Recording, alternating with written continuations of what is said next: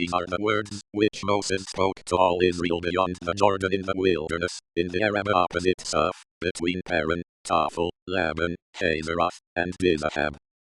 It is 11 days' journey from Horeb by the way of Mount Seir to Kadesh Barnea. In the 40th year, in the 11th month, on the first day of the month, Moses spoke to the children of Israel according to all that the Lord had given him in commandment to them. After he had struck Sihon the king of the Amorites, who lived in Heshbon, and Og the king of Bashan, who lived in Ashtaroth, at Edrei. Beyond the Jordan, in the land of Moab, Moses began to declare this law, saying, The Lord our God spoke to us in Horeb, saying, You have lived long enough at this mountain. Turn, and take your journey, and go to the hill country of the Amorites, and to all the places near there, in the Arabah, in the hill country, in the lowland, in the south, by the seashore, in the land of the Canaanites, and in Lebanon as far as the great river, the river Euphrates. Behold, I have set the land before you. Go in, and possess the land, which the Lord swore to your fathers, to Abraham, to Isaac, and to Jacob, to give to them, and to their offspring after them. I spoke to you at that time, saying, I am not able to bear you myself alone. The Lord your God has multiplied you, and behold, you are today as the stars of the sky for multitude. May the Lord, the God of your fathers, make you 1,000 times as many as you are, and bless you, as he has promised you. How can I myself alone bear your problems, your burdens, and your strife? Take wise men of understanding, who are respected among your tribes, and I will make them heads over you. You answered me, and said, The thing which you have spoken is good to do. So I took the heads of your tribes, wise and respected men, and made them heads over you, captains of thousands, captains of hundreds, captains of 50s, captains of 10s, and officers, according to your tribes. I commanded your judges at that time, saying, Hear cases between your brothers, and judge righteously between a man and his brother, and the foreigner, who is living with him. You shall not show partiality in judgment. You shall hear the small and the great alike. You shall not be afraid of the face of man, for the judgment is God's. The case that is too hard for you, you shall bring to me, and I will hear it. I commanded you at that time all the things which you should do. We traveled from Horeb, and went through all that great and terrible wilderness, which you saw, by the way to the hill country of the Amorites, as the Lord our God commanded us, and we came to Kadesh Barnea. I said to you, You have come to the hill country of the Amorites, which the Lord our God gives to us. Behold, the Lord your God has set the land before you. Go up, take possession, as the Lord the God of your fathers has spoken to you. Don't be afraid, neither be dismayed. You came near to me, every one of you, and said, Let's send men before us, that they may search the land for us, and bring back to us word of the way by which we must go up, and the cities to which we shall come. The thing pleased me well. I took 12 of your men, 1 man for every tribe. They turned, and went up into the hill country, and came to the valley of Eshcol, and spied it out. They took some of the fruit of the land in their hands, and brought it down to us, and brought us word again, and said, It is a good land, which the Lord our God gives to us. Yet you wouldn't go up, but rebelled against the commandment of the Lord your God. You murmured in your tents, and said, Because the Lord hated us, he has brought us out of the land of Egypt, to deliver us into the hand of the Amorites to destroy us. Where are we going up? Our brothers have made our heart melt, saying, The people are greater and taller than we. The cities are great and fortified up to the sky. Moreover, we have seen the sons of the Anakim there. Then I said to you, Don't be terrified. Don't be afraid of them. The Lord your God, who goes before you, he will fight for you, according to all that he did for you in Egypt before your eyes. And in the wilderness, where you have seen how that the Lord your God carried you, as a man carries his son, in all the way that you went, until you came to this place. Yet in this thing you didn't believe the Lord your God, who went before you on the way, to seek out a place for you to pitch your tents in fire by night, to show you by what way you should go, and in the cloud by day. The Lord heard the voice of your words, and was angry, and swore, saying, Surely not one of these men of this evil generation shall see the good land, which I swore to give to your fathers, except Caleb the son of Jephunneh. He shall see it. I will give the land that he has trodden on to him and to his children, because he has wholly followed the Lord. Also the Lord was angry with me for your sakes, saying, You also shall not go in there. Joshua the son of Nun, who stands before you, shall go in there. Encourage him, for he shall cause Israel to inherit it. Moreover, your little ones, whom you said would be captured or killed, your children, who today have no knowledge of good or evil, shall go in there. I will give it to them, and they shall possess it. But as for you, turn, and take your journey into the wilderness by the way to the Red Sea. Then you answered, and said to me, We have sinned against the Lord. We will go up, and fight, according to all that the Lord our God commanded us. Every man of you put on his weapons of war, and presumed to go up into the hill country. The Lord said to me, Tell them, Don't go up, and don't fight, for I am not among you, lest you be struck before your enemies. So I spoke to you, and you didn't listen, but you rebelled against the commandment of the Lord, and were presumptuous, and went up into the hill country. The Amorites, who lived in that hill country, came out against you, and chased you as bees do, and beat you down in Seir, even to Hormah.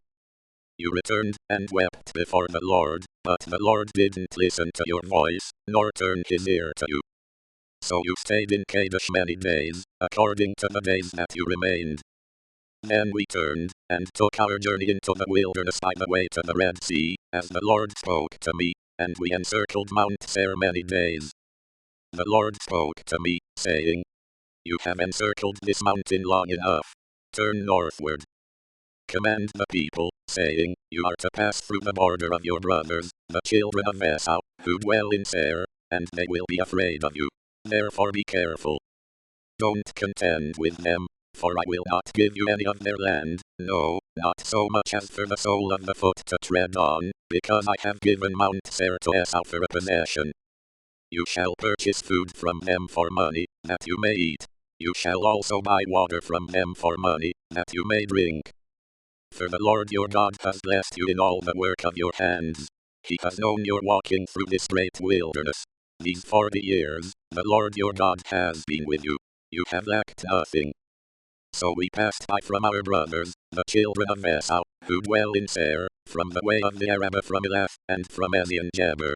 We turned, and passed by the way of the wilderness of Moab. The Lord said to me, Don't bother Moab, neither contend with them in battle, for I will not give you any of his land for a possession, because I have given Ar to the children of Lot for a possession. The Emim lived there before, a great and numerous people, and tall as the Anakim. These also are considered to be Rephaim, as the Anakim, but the Moabites call them Emim.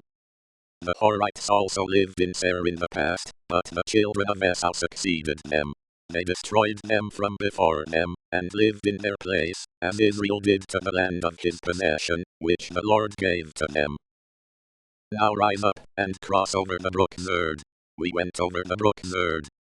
The days in which we came from Kadesh Barnea until we had come over the brook Zerd were 38 years, until all the generation of the men of war were consumed from the middle of the camp, as the Lord swore to them. Moreover, the Lord's hand was against them, to destroy them from the middle of the camp, until they were consumed. So, when all the men of war were consumed, and dead from among the people, the Lord spoke to me, saying, You are to pass over Ar, the border of Moab, today. When you come near the border of the children of Ammon, don't bother them, nor contend with them, for I will not give you any of the land of the children of Ammon for a possession, because I have given it to the children of Lot for a possession. That also is considered a land of Rephaim. Rephaim lived there in the past, but the Ammonites call them Zamzumim. A great people, many, and tall, as the Anakim, but the Lord destroyed them from before Israel, and they succeeded them, and lived in their place.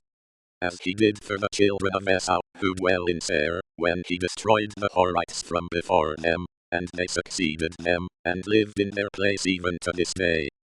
Then the Avim, who lived in villages as far as Gaza, the Caphtorim, who came out of Caphtor, destroyed them, and lived in their place. Rise up, take your journey, and pass over the valley of the Arnon. Behold, I have given into your hand Sihon the Amorite, king of Heshbon, and his land. Begin to possess it, and contend with him in battle. Today I will begin to put the dread of you and the fear of you on the peoples who are under the whole sky, who shall hear the report of you, and shall tremble and be in anguish because of you. I sent messengers out of the wilderness of Kedemoth to Sihon king of Heshbon with words of peace, saying, Let me pass through your land.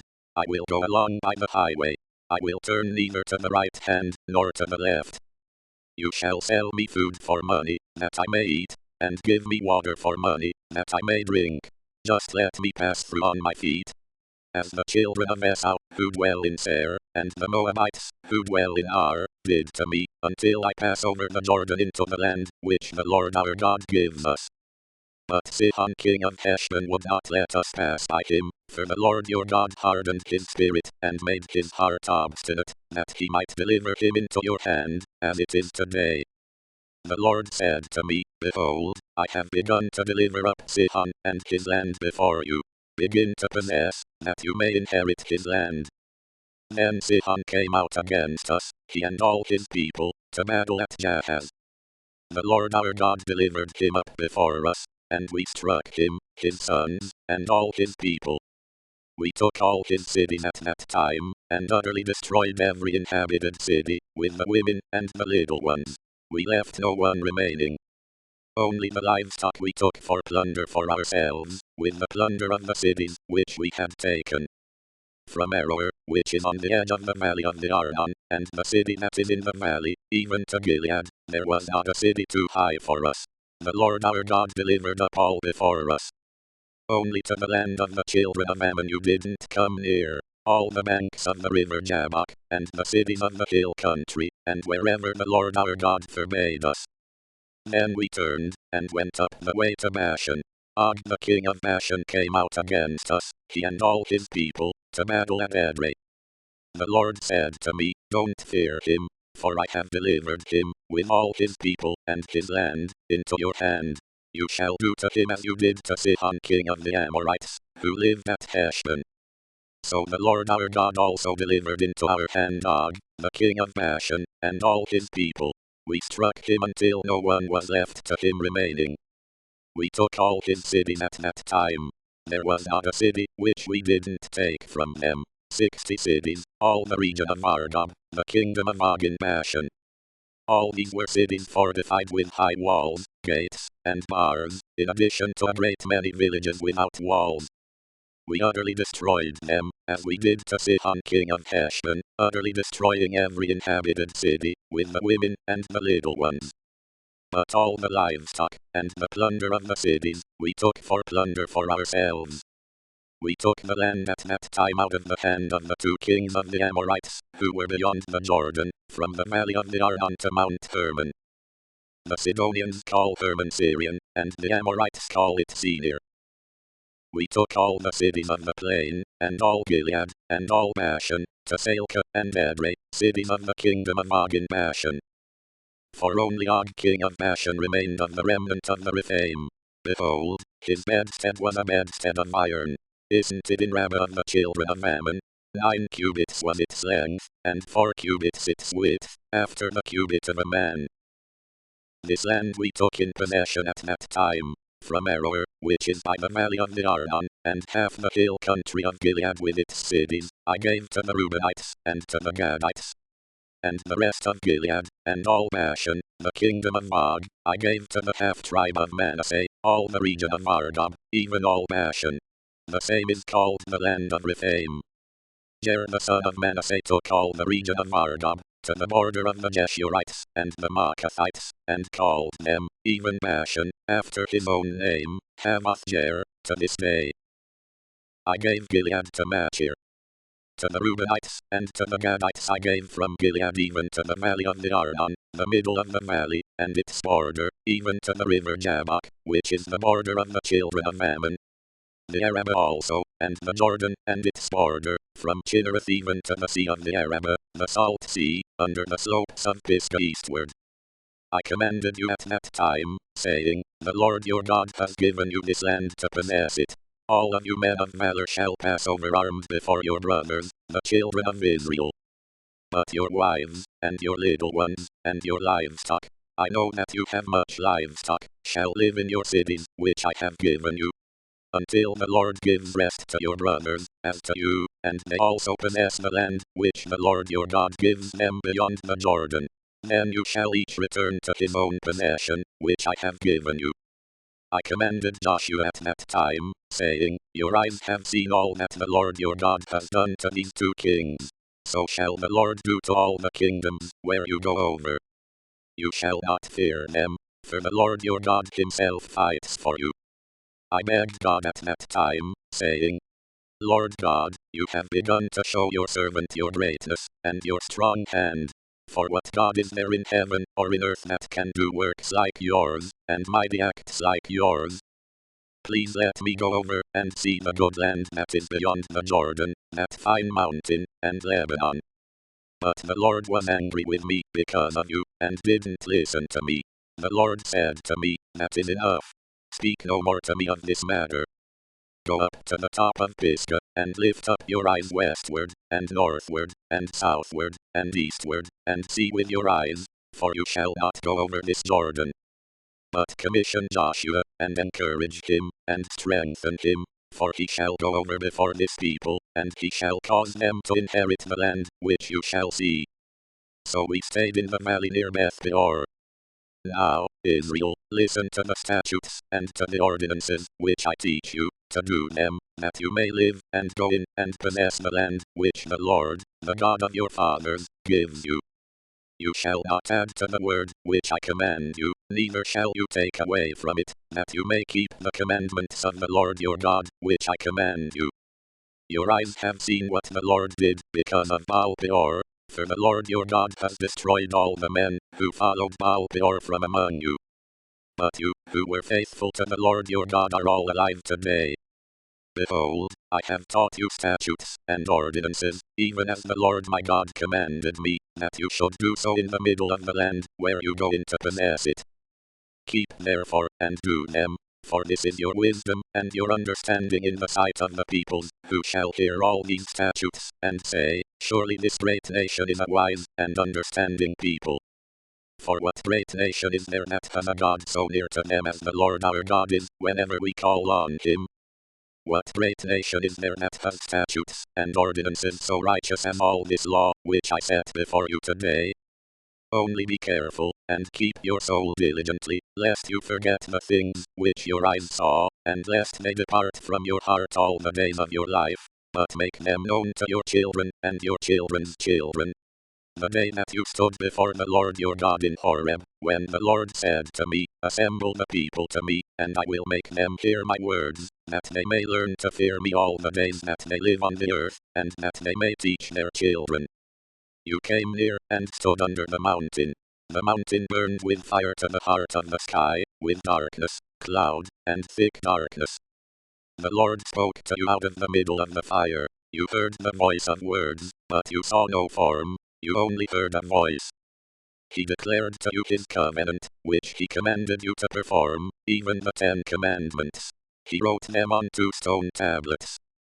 The Lord commanded me at that time to teach you statutes and ordinances, that you might do them in the land where you go over to possess it. Be very careful, for you saw no kind of form on the day that the Lord spoke to you in Horeb out of the middle of the fire, lest you corrupt yourselves, and make yourself a carved image in the form of any figure, the likeness of male or female, the likeness of any animal that is on the earth, the likeness of any winged bird that flies in the sky, the likeness of anything that creeps on the ground, the likeness of any fish that is in the water under the earth. And lest you lift up your eyes to the sky, and when you see the sun, and the moon, and the stars, even all the army of the sky, you are drawn away, and worship them, and serve them, which the Lord your God has allotted to all the peoples under the whole sky. But the Lord has taken you, and brought you out of the iron furnace, out of Egypt, to be to him a people of inheritance, as it is today. Furthermore, the Lord was angry with me for your sakes, and swore that I should not go over the Jordan, and that I should not go into that good land, which the Lord your God gives you for an inheritance. But I must die in this land. I must not go over the Jordan, but you shall go over and possess that good land. Be careful, lest you forget the covenant of the Lord your God, which he made with you, and make yourselves a carved image in the form of anything, which the Lord your God has forbidden you. For the Lord your God is a devouring fire, a jealous God. When you father children and children's children, and you have been long in the land, and then corrupt yourselves, and make a carved image in the form of anything, and do that which is evil in the Lord your God's sight to provoke him to anger, I call heaven and earth to witness against you today, that you will soon utterly perish from off the land, which you go over the Jordan to possess it. You will not prolong your days on it, but will utterly be destroyed. The Lord will scatter you among the peoples, and you will be left few in number among the nations, where the Lord will lead you away. There you will serve gods, the work of men's hands, wood and stone, which neither see, nor hear, nor eat, nor smell. But from there you shall seek the Lord your God, and you will find him when you search after him with all your heart, and with all your soul. When you are in oppression, and all these things have come on you, in the latter days you shall return to the Lord your God, and listen to his voice. For the Lord your God is a merciful God. He will not fail you, nor destroy you, nor forget the covenant of your fathers, which he swore to them. For ask now of the days that are past, which were before you, since the day that God created man on the earth, and from the one end of the sky to the other, whether there has been anything as great as this thing is, or has been heard like it. Did a people ever hear the voice of God speaking out of the middle of the fire, as you have heard, and live? Or has God tried to go and take a nation for himself from among another nation, by trials, by signs, by wonders, by war, by a mighty hand, by an outstretched arm, and by great terrors, according to all that the Lord your God did for you in Egypt before your eyes? It was shown to you so that you might know that the Lord is God. There is no one else besides him. Out of heaven he made you to hear his voice, that he might instruct you. On earth he made you to see his great fire, and you heard his words out of the middle of the fire. Because he loved your fathers, therefore he chose their offspring after them, and brought you out with his presence, with his great power, out of Egypt. To drive out nations from before you greater and mightier than you, to bring you in, to give you their land for an inheritance, as it is today. Know therefore today, and take it to heart, that the Lord himself is God in heaven above, and on the earth beneath. There is no one else. You shall keep his statutes and his commandments, which I command you today, that it may go well with you, and with your children after you, and that you may prolong your days in the land, which the Lord your God gives you for all time. Then Moses set apart 3 cities beyond the Jordan toward the sunrise, that the manslayer might flee there, who kills his neighbor unintentionally, and didn't hate him in time past, and that fleeing to one of these cities he might live better in the wilderness, in the plain country, for the Reubenites, and Ramoth in Gilead for the Gadites, and Golan in Bashan for the Manassites. This is the law which Moses set before the children of Israel. These are the testimonies, and the statutes, and the ordinances, which Moses spoke to the children of Israel when they came out of Egypt. Beyond the Jordan, in the valley opposite Beth Peor, in the land of Sihon king of the Amorites, who lived at Heshbon, whom Moses and the children of Israel struck when they came out of Egypt. They took possession of his land, and the land of Og king of Bashan, the 2 kings of the Amorites, who were beyond the Jordan toward the sunrise. From Aroer, which is on the edge of the valley of the Arnon, even to Mount Sion, also called Hermon, and all the Arabah beyond the Jordan eastward, even to the sea of the Arabah, under the slopes of Pisgah. Moses called to all Israel, and said to them, Hear, Israel, the statutes and the ordinances, which I speak in your ears today, that you may learn them, and observe to do them. The Lord our God made a covenant with us in Horeb. The Lord didn't make this covenant with our fathers, but with us, even us, who are all of us here alive today. The Lord spoke with you face to face on the mountain out of the middle of the fire. I stood between the Lord and you at that time, to show you the Lord's word, for you were afraid because of the fire, and didn't go up onto the mountain, saying, I am the Lord your God, who brought you out of the land of Egypt, out of the house of bondage. You shall have no other gods before me. You shall not make a carved image for yourself, any likeness of what is in heaven above, or what is in the earth beneath, or that is in the water under the earth. You shall not bow yourself down to them, nor serve them, for I, the Lord your God, am a jealous God, visiting the iniquity of the fathers on the children, and on the third, and on the fourth generation of those who hate me, and showing loving kindness to thousands of those who love me and keep my commandments. You shall not misuse the name of the Lord your God, for the Lord will not hold him guiltless who misuses his name. Observe the Sabbath day, to keep it holy, as the Lord your God commanded you. You shall labor 6 days, and do all your work. But the seventh day is a Sabbath to the Lord your God, in which you shall not do any work, neither you, nor your son, nor your daughter, nor your male servant, nor your female servant, nor your ox, nor your donkey, nor any of your livestock, nor your stranger, who is within your gates, that your male servant and your female servant may rest as well as you. You shall remember that you were a servant in the land of Egypt, and the Lord your God brought you out of there by a mighty hand, and by an outstretched arm. Therefore the Lord your God commanded you to keep the Sabbath day. Honor your father and your mother, as the Lord your God commanded you, that your days may be long, and that it may go well with you in the land which the Lord your God gives you. You shall not murder. You shall not commit adultery. You shall not steal. You shall not give false testimony against your neighbor. You shall not covet your neighbor's wife. Neither shall you desire your neighbor's house, his field, or his male servant, or his female servant, his ox, or his donkey, or anything that is your neighbor's. The Lord spoke these words to all your assembly on the mountain out of the middle of the fire, of the cloud, and of the thick darkness, with a great voice. He added no more. He wrote them on 2 stone tablets, and gave them to me. When you heard the voice out of the middle of the darkness, while the mountain was burning with fire, you came near to me, even all the heads of your tribes, and your elders. And you said, Behold, the Lord our God has shown us his glory and his greatness, and we have heard his voice out of the middle of the fire. We have seen today that God does speak with man, and he lives. Now therefore, why should we die? For this great fire will consume us. If we hear the Lord our God's voice any more, then we shall die. For who is there of all flesh, who has heard the voice of the living God speaking out of the middle of the fire, as we have, and lived?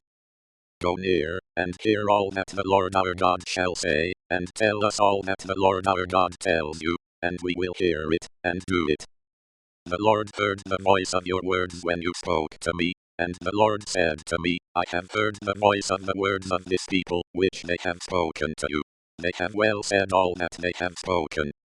Oh, that there were such a heart in them that they would fear me, and keep all my commandments always, that it might be well with them, and with their children forever. Go tell them, return to your tents.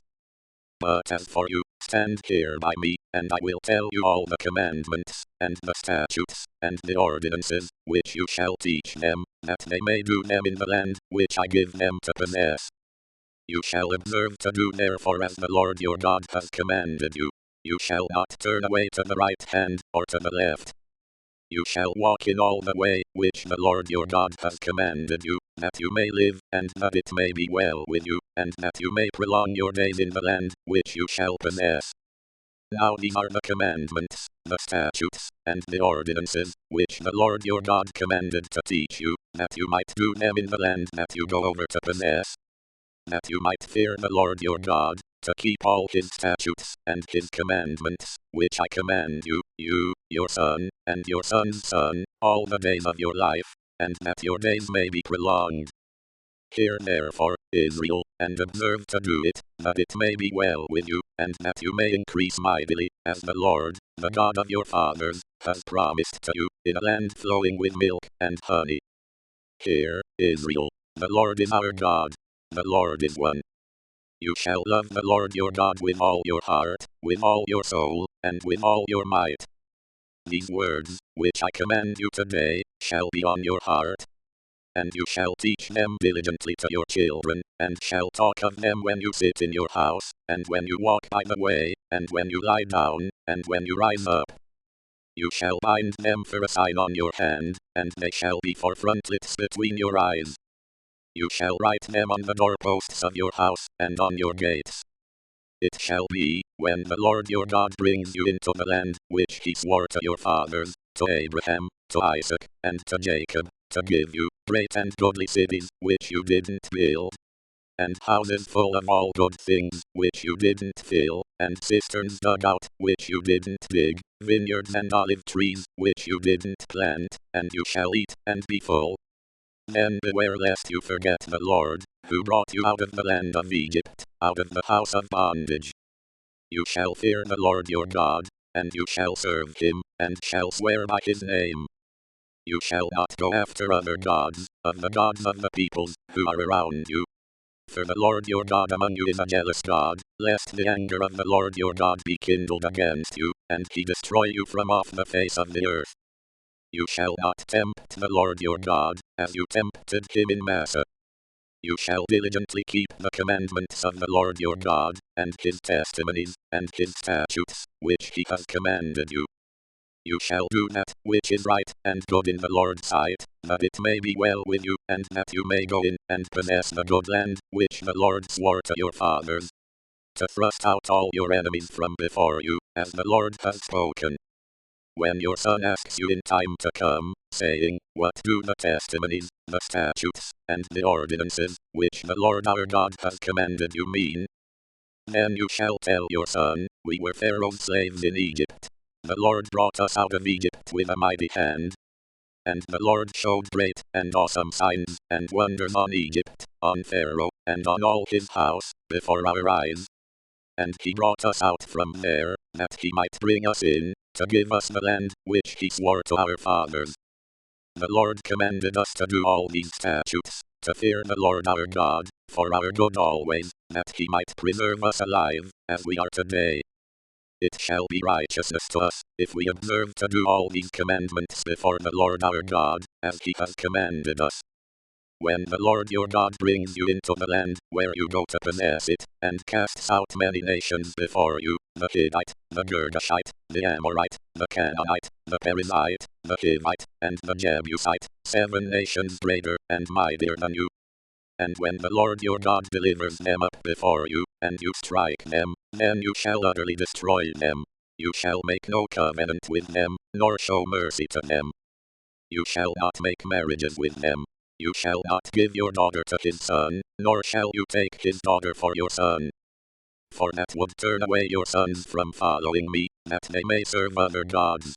So the Lord's anger would be kindled against you, and he would destroy you quickly. But you shall deal with them like this. You shall break down their altars, dash their pillars in pieces, cut down their Asherah poles, and burn their engraved images with fire. For you are a holy people to the Lord your God. The Lord your God has chosen you to be a people for his own possession, above all peoples who are on the face of the earth. The Lord didn't set his love on you, nor choose you, because you were more in number than any people, for you were the fewest of all peoples. But because the Lord loves you, and because he desires to keep the oath which he swore to your fathers, the Lord has brought you out with a mighty hand, and redeemed you out of the house of bondage, from the hand of Pharaoh king of Egypt. Know therefore that the Lord your God himself is God, the faithful God, who keeps covenant and loving kindness to 1,000 generations with those who love him and keep his commandments, and repays those who hate him to their face, to destroy them. He will not be slack to him who hates him. He will repay him to his face. You shall therefore keep the commandments, the statutes, and the ordinances which I command you today, to do them. It shall happen, because you listen to these ordinances, and keep and do them, that the Lord your God will keep with you the covenant, and the loving kindness, which he swore to your fathers. He will love you, bless you, and multiply you. He will also bless the fruit of your body, and the fruit of your ground, your grain, and your new wine, and your oil, the increase of your livestock, and the young of your flock, in the land which he swore to your fathers to give you. You will be blessed above all peoples. There won't be male or female barren among you, or among your livestock. The Lord will take away from you all sickness, and he will put none of the evil diseases of Egypt, which you know, on you, but will lay them on all those who hate you. You shall consume all the peoples whom the Lord your God shall deliver to you. Your eye shall not pity them. You shall not serve their gods, for that would be a snare to you. If you shall say in your heart, these nations are more than I, how can I dispossess them? You shall not be afraid of them. You shall remember well what the Lord your God did to Pharaoh and to all Egypt. The great trials which your eyes saw, the signs, the wonders, the mighty hand, and the outstretched arm, by which the Lord your God brought you out. So shall the Lord your God do to all the peoples of whom you are afraid. Moreover, the Lord your God will send the hornet among them, until those who are left, and hide themselves, perish from before you. You shall not be scared of them, for the Lord your God is among you, a great and awesome God. The Lord your God will cast out those nations before you little by little. You may not consume them at once, lest the animals of the field increase on you. But the Lord your God will deliver them up before you, and will confuse them with a great confusion, until they are destroyed. He will deliver their kings into your hand, and you shall make their name perish from under the sky. No one will be able to stand before you until you have destroyed them. You shall burn the engraved images of their gods with fire. You shall not covet the silver or the gold that is on them, nor take it for yourself, lest you be snared in it, for it is an abomination to the Lord your God. You shall not bring an abomination into your house, and become a devoted thing like it. You shall utterly detest it. You shall utterly abhor it, for it is a devoted thing. You shall observe to do all the commandments which I command you today, that you may live, and multiply, and go in, and possess the land which the Lord swore to your fathers. You shall remember all the way which the Lord your God has led you these 40 years in the wilderness, that he might humble you, to test you, to know what was in your heart, whether you would keep his commandments or not. He humbled you, allowed you to be hungry, and fed you with manna, which you didn't know, neither did your fathers know, that he might teach you that man does not live by bread only, but man lives by every word that proceeds out of the Lord's mouth. Your clothing didn't grow old on you, neither did your foot swell, these 40 years. You shall consider in your heart that as a man disciplines his son, so the Lord your God disciplines you. You shall keep the commandments of the Lord your God, to walk in his ways, and to fear him. For the Lord your God brings you into a good land, a land of brooks of water, of springs, and underground water flowing into valleys and hills.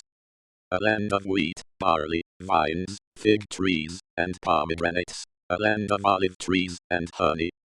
A land in which you shall eat bread without scarcity, you shall not lack anything in it. A land whose stones are iron, and out of whose hills you may dig copper. You shall eat and be full, and you shall bless the Lord your God for the good land which he has given you. Beware lest you forget the Lord your God, in not keeping his commandments, his ordinances, and his statutes, which I command you today. Lest, when you have eaten, and are full, and have built fine houses, and lived in them, and when your herds and your flocks multiply, and your silver and your gold is multiplied, and all that you have is multiplied, then your heart might be lifted up, and you forget the Lord your God, who brought you out of the land of Egypt, out of the house of bondage, who led you through the great and terrible wilderness, with venomous snakes and scorpions, and thirsty ground where there was no water, who poured water for you out of the rock of flint, who fed you in the wilderness with manna, which your fathers didn't know, that he might humble you, and that he might prove you, to do you good at your latter end. And lest you say in your heart, my power and the might of my hand has gotten me this wealth. But you shall remember the Lord your God, for it is he who gives you power to get wealth, that he may establish his covenant, which he swore to your fathers, as it is today. It shall be, if you shall forget the Lord your God, and walk after other gods, and serve them, and worship them, I testify against you today that you shall surely perish. As the nations that the Lord makes to perish before you, so you shall perish, because you wouldn't listen to the Lord your God's voice. Hear, Israel. You are to pass over the Jordan today, to go in to dispossess nations greater and mightier than yourself, cities great and fortified up to the sky. a people great and tall, the sons of the Anakim, whom you know, and of whom you have heard say, who can stand before the sons of Anak? Know therefore today that the Lord your God is he, who goes over before you as a devouring fire. He will destroy them, and he will bring them down before you. So you shall drive them out, and make them perish quickly, as the Lord has spoken to you. Don't say in your heart, after the Lord your God has thrust them out from before you, for my righteousness the Lord has brought me in to possess this land, because the Lord drives them out before you, because of the wickedness of these nations. Not for your righteousness, or for the uprightness of your heart do you go in to possess their land, but for the wickedness of these nations the Lord your God does drive them out from before you, and that he may establish the word which the Lord swore to your fathers, to Abraham, to Isaac, and to Jacob. Know therefore that the Lord your God doesn't give you this good land to possess for your righteousness, for you are a stiff-necked people. Remember, and don't forget, how you provoked the Lord your God to wrath in the wilderness. From the day that you left the land of Egypt until you came to this place, you have been rebellious against the Lord.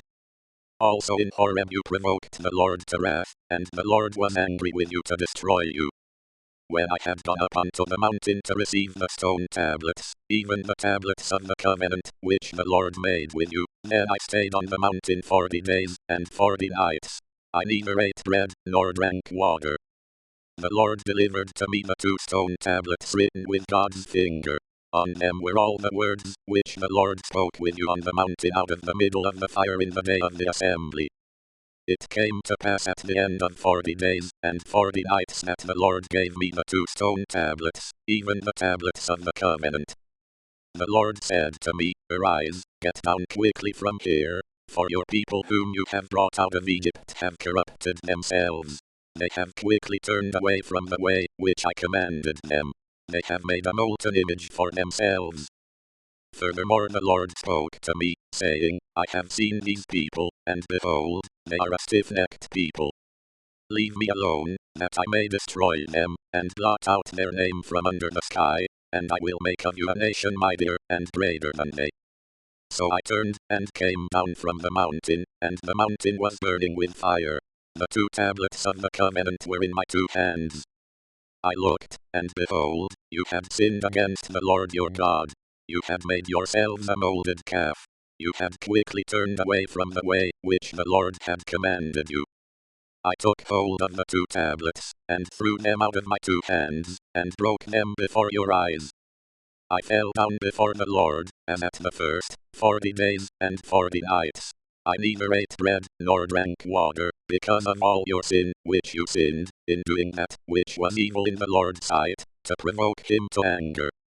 For I was afraid of the anger and hot displeasure with which the Lord was angry against you to destroy you.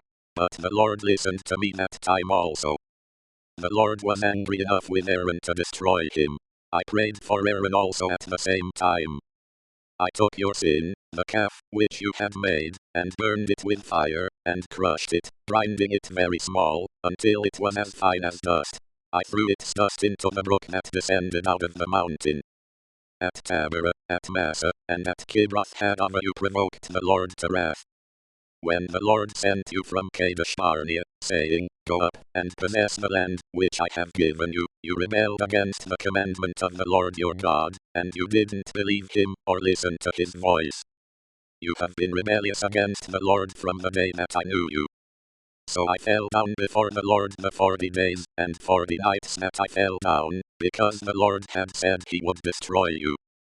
I prayed to the Lord, and said, Lord God, don't destroy your people and your inheritance that you have redeemed through your greatness, that you have brought out of Egypt with a mighty hand.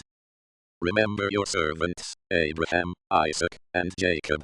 Don't look at the stubbornness of this people, nor at their wickedness, nor at their sin, lest the land you brought us out from say, because the Lord was not able to bring them into the land which he promised to them, and because he hated them, he has brought them out to kill them in the wilderness. Yet they are your people and your inheritance, which you brought out by your great power and by your outstretched arm. At that time the Lord said to me, Cut 2 stone tablets like the first, and come up to me unto the mountain, and make an ark of wood. I will write on the tablets the words that were on the first tablets, which you broke, and you shall put them in the ark. So I made an ark of acacia wood, and cut 2 stone tablets like the first, and went up unto the mountain, having the 2 tablets in my hand. He wrote on the tablets, according to the first writing, the 10 commandments, which the Lord spoke to you on the mountain out of the middle of the fire in the day of the assembly, and the Lord gave them to me. I turned, and came down from the mountain, and put the tablets in the ark, which I had made, and there they are as the Lord commanded me. The children of Israel traveled from Beeroth-beni-Jaakan to Mosra. There Aaron died, and there he was buried, and Eleazar his son ministered in the priest's office in his place. From there they traveled to Gudgodah, and from Gudgodah to Jotbatha, a land of brooks of water. At that time the Lord set apart the tribe of Levi to bear the ark of the Lord's covenant, to stand before the Lord to minister to him, and to bless in his name, to this day. Therefore Levi has no portion, nor inheritance with his brothers. The Lord is his inheritance, according as the Lord your God spoke to him. I stayed on the mountain, as at the first time, 40 days and 40 nights, and the Lord listened to me that time also. The Lord would not destroy you.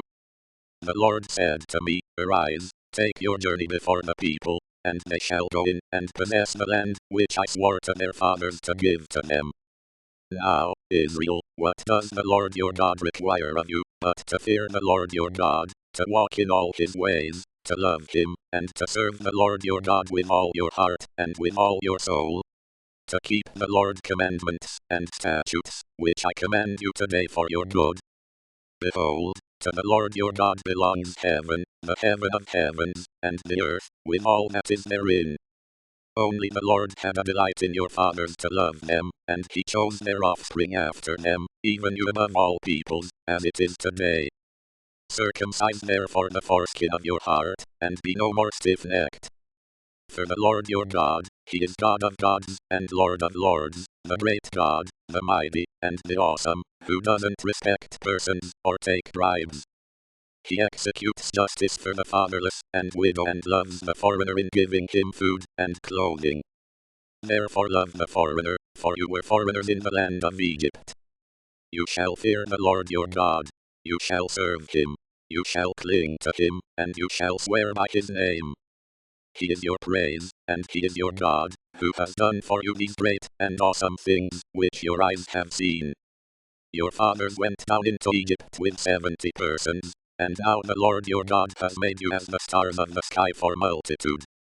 Therefore you shall love the Lord your God, and keep his instructions, his statutes, his ordinances, and his commandments, always. Know this day, for I don't speak with your children, who have not known, and who have not seen the chastisement of the Lord your God, his greatness, his mighty hand, his outstretched arm, his signs, and his works, which he did in the middle of Egypt to Pharaoh the king of Egypt, and to all his land. And what he did to the army of Egypt, to their horses, and to their chariots, how he made the water of the Red Sea to overflow them as they pursued you, and how the Lord has destroyed them to this day. And what he did to you in the wilderness until you came to this place.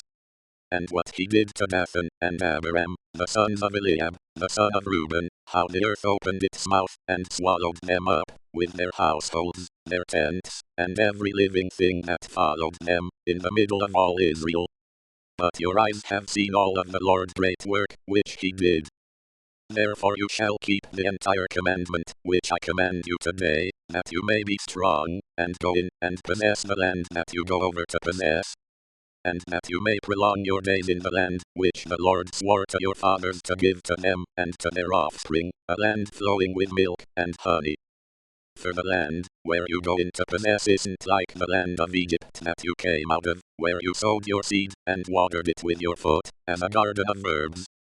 But the land that you go over to possess is a land of hills and valleys which drinks water from the rain of the sky. A land which the Lord your God cares for. The Lord your God's eyes are always on it, from the beginning of the year even to the end of the year. It shall happen, if you shall listen diligently to my commandments, which I command you today, to love the Lord your God, and to serve him with all your heart and with all your soul, that I will give the rain for your land in its season, the early rain and the latter rain, that you may gather in your grain, your new wine, and your oil. I will give grass in your fields for your livestock, and you shall eat and be full. Be careful, lest your heart be deceived, and you turn away to serve other gods, and worship them. And the Lord's anger be kindled against you, and he shut up the sky so that there is no rain, and the land doesn't yield its fruit, and you perish quickly from off the good land, which the Lord gives you. Therefore you shall lay up these words of mine in your heart, and in your soul. You shall bind them for a sign on your hand, and they shall be for frontlets between your eyes. You shall teach them to your children, talking of them when you sit in your house, when you walk by the way, when you lie down, and when you rise up. You shall write them on the doorposts of your house, and on your gates, that your days and your children's days may be multiplied in the land, which the Lord swore to your fathers to give them, as the days of the heavens above the earth. For if you shall diligently keep all these commandments, which I command you, to do them, to love the Lord your God, to walk in all his ways, and to cling to him, then the Lord will drive out all these nations from before you, and you shall dispossess nations greater and mightier than yourselves. Every place on which the sole of your foot treads shall be yours, from the wilderness and Lebanon, from the river Euphrates, even to the western sea shall be your border. No man will be able to stand before you. The Lord your God will lay the fear of you and the dread of you on all the land that you tread on, as he has spoken to you. Behold, I set before you today a blessing and a curse. The blessing, if you listen to the commandments of the Lord your God, which I command you today.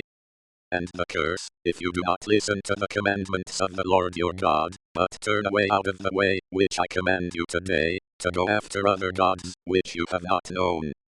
It shall happen, when the Lord your God brings you into the land that you go to possess, that you shall set the blessing on Mount Gerizim, and the curse on Mount Ebal. Aren't they beyond the Jordan, behind the way of the going down of the sun, in the land of the Canaanites, who dwell in the Arabah near Gilgal, beside the oaks of Moor? For you are to pass over the Jordan to go in to possess the land, which the Lord your God gives you, and you shall possess it, and dwell in it. You shall observe to do all the statutes, and the ordinances, which I set before you today. These are the statutes, and the ordinances, which you shall observe to do in the land, which the Lord, the God of your fathers, has given you to possess all the days that you live on the earth. You shall surely destroy all the places, in which the nations that you shall dispossess served their gods, on the high mountains, and on the hills, and under every green tree. You shall break down their altars, dash their pillars in pieces, and burn their Asherah poles with fire. You shall cut down the engraved images of their gods. You shall destroy their name out of that place. You shall not do so to the Lord your God. But to the place which the Lord your God shall choose out of all your tribes, to put his name there, you shall seek his habitation, and you shall come there. You shall bring your burnt offerings, your sacrifices, your tithes, the wave offering of your hand, your vows, your freewill offerings, and the firstborn of your herd and of your flock there. There you shall eat before the Lord your God, and you shall rejoice in all that you put your hand to, you and your households, in which the Lord your God has blessed you. You shall not do all the things that we do here today, every man whatever is right in his own eyes. For you haven't yet come to the rest and to the inheritance which the Lord your God gives you. But when you go over the Jordan and dwell in the land which the Lord your God causes you to inherit, and he gives you rest from all your enemies around you, so that you dwell in safety, then it shall happen that to the place which the Lord your God shall choose, to cause his name to dwell there, there you shall bring all that I command you, your burnt offerings, your sacrifices, your tithes, the wave offering of your hand, and all your choice vows, which you vow to the Lord. You shall rejoice before the Lord your God, you, and your sons, your daughters, your male servants, your female servants, and the Levite, who is within your gates, because he has no portion, nor inheritance with you. Be careful that you don't offer your burnt offerings in every place that you see, but in the place which the Lord chooses in one of your tribes, there you shall offer your burnt offerings, and there you shall do all that I command you. Yet you may kill and eat meat within all your gates, after all the desire of your soul, according to the Lord your God's blessing, which he has given you. The unclean and the clean may eat of it, as of the gazelle and the deer. Only you shall not eat the blood. You shall pour it out on the earth like water. You may not eat within your gates the tithe of your grain, or of your new wine, or of your oil, or the firstborn of your herd, or of your flock, nor any of your vows which you vow, nor your freewill offerings, nor the wave offering of your hand. But you shall eat them before the Lord your God in the place which the Lord your God shall choose. You, your son, your daughter, your male servant, your female servant, and the Levite, who is within your gates. You shall rejoice before the Lord your God in all that you put your hand to. Be careful that you don't forsake the Levite as long as you live in your land. When the Lord your God enlarges your border, as he has promised you, and you say, I want to eat meat, because your soul desires to eat meat, you may eat meat, after all the desire of your soul. If the place which the Lord your God shall choose to put his name is too far from you, then you shall kill of your herd and of your flock, which the Lord has given you, as I have commanded you, and you may eat within your gates, after all the desire of your soul. Even as the gazelle and as the deer is eaten, so you shall eat of it. The unclean and the clean may eat of it alike. Only be sure that you don't eat the blood, for the blood is the life. You shall not eat the life with the meat. You shall not eat it. You shall pour it out on the earth like water. You shall not eat it, that it may go well with you and with your children after you, when you do that which is right in the Lord's eyes.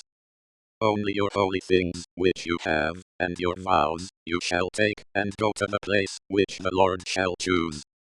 You shall offer your burnt offerings, the meat and the blood, on the Lord your God's altar. The blood of your sacrifices shall be poured out on the Lord your God's altar, and you shall eat the meat. Observe and hear all these words, which I command you, that it may go well with you and with your children after you forever, when you do that which is good and right in the Lord your God's eyes. When the Lord your God cuts off the nations from before you, where you go in to dispossess them, and you dispossess them, and dwell in their land, be careful that you are not ensnared to follow them after they are destroyed from before you, and that you not inquire after their gods, saying, How do these nations serve their gods? I will do likewise. You shall not do so to the Lord your God, for every abomination to the Lord, which he hates, they have done to their gods, for they even burn their sons and their daughters in the fire to their gods. Whatever thing I command you, that you shall observe to do, you shall not add to it, nor take away from it. If a prophet or a dreamer of dreams arises among you, and he gives you a sign or a wonder, and the sign or the wonder comes to pass, of which he spoke to you, saying, Let's go after other gods, which you have not known, and let's serve them. You shall not listen to the words of that prophet, or to that dreamer of dreams, for the Lord your God is testing you, to know whether you love the Lord your God with all your heart and with all your soul.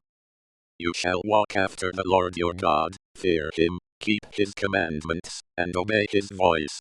You shall serve him, and cling to him. That prophet, or that dreamer of dreams, shall be put to death, because he has spoken rebellion against the Lord your God, who brought you out of the land of Egypt, and redeemed you out of the house of bondage, to draw you aside out of the way which the Lord your God commanded you to walk in. So you shall remove the evil from among you. If your brother, the son of your mother, or your son, or your daughter, or the wife of your bosom, or your friend, who is as your own soul, entices you secretly, saying, Let's go and serve other gods, which you have not known, you, nor your fathers, of the gods of the peoples, who are around you, near to you, or far off from you, from the one end of the earth even to the other end of the earth, you shall not consent to him, nor listen to him, neither shall your eye pity him, neither shall you spare, neither shall you conceal him. But you shall surely kill him. Your hand shall be first on him to put him to death, and afterwards the hands of all the people. You shall stone him to death with stones, because he has sought to draw you away from the Lord your God, who brought you out of the land of Egypt, out of the house of bondage. All Israel shall hear, and fear, and shall not do any more wickedness like this among you. If you hear about one of your cities, which the Lord your God gives you to dwell there, that certain wicked fellows have gone out from among you, and have drawn away the inhabitants of their city, saying, Let's go and serve other gods, which you have not known. Then you shall inquire, investigate, and ask diligently. Behold, if it is true, and the thing certain, that such abomination was done among you, you shall surely strike the inhabitants of that city with the edge of the sword, destroying it utterly, with all that is therein, and its livestock, with the edge of the sword. You shall gather all its plunder into the middle of its street, and shall burn with fire the city, with all of its plunder, to the Lord your God. It shall be a heap forever. It shall not be built again. Nothing of the devoted thing shall cling to your hand, that the Lord may turn from the fierceness of his anger, and show you mercy, and have compassion on you, and multiply you, as he has sworn to your fathers. When you listen to the Lord your God's voice, to keep all his commandments, which I command you today, to do that which is right in the Lord your God's eyes. You are the children of the Lord your God. You shall not cut yourselves, nor make any baldness between your eyes for the dead. For you are a holy people to the Lord your God, and the Lord has chosen you to be a people for his own possession, above all peoples, who are on the face of the earth. You shall not eat any abominable thing. These are the animals which you may eat: the ox, the sheep, the goat, the deer, the gazelle, the roebuck, the wild goat, the ibex, the antelope, and the chamois. Every animal that parts the hoof, and has the hoof split in two, and chews the cud, among the animals, you may eat. Nevertheless these you shall not eat of them that chew the cud, or of those who have the hoof split: the camel, the hare, and the rabbit. Because they chew the cud, but don't part the hoof, they are unclean to you. The pig, because it has a split hoof, but doesn't chew the cud, is unclean to you. You shall not eat their meat. You shall not touch their carcasses. These you may eat of all that are in the waters. You may eat whatever has fins and scales. You shall not eat whatever doesn't have fins and scales. It is unclean to you. Of all clean birds you may eat. But these are they of which you shall not eat: the eagle, the vulture, the osprey, the red kite, the falcon, the kite of any kind, every raven of any kind, the ostrich, the owl, the seagull, the hawk of any kind, the little owl, the great owl, the horned owl, the pelican, the vulture, the cormorant, the stork, the heron after its kind, the hoopoe, and the bat. All winged creeping things are unclean to you. They shall not be eaten. Of all clean birds you may eat. You shall not eat of anything that dies of itself. You may give it to the foreigner living among you, who is within your gates, that he may eat it, or you may sell it to a foreigner, for you are a holy people to the Lord your God. You shall not boil a young goat in its mother's milk. You shall surely tithe all the increase of your seed, that which comes out of the field year by year.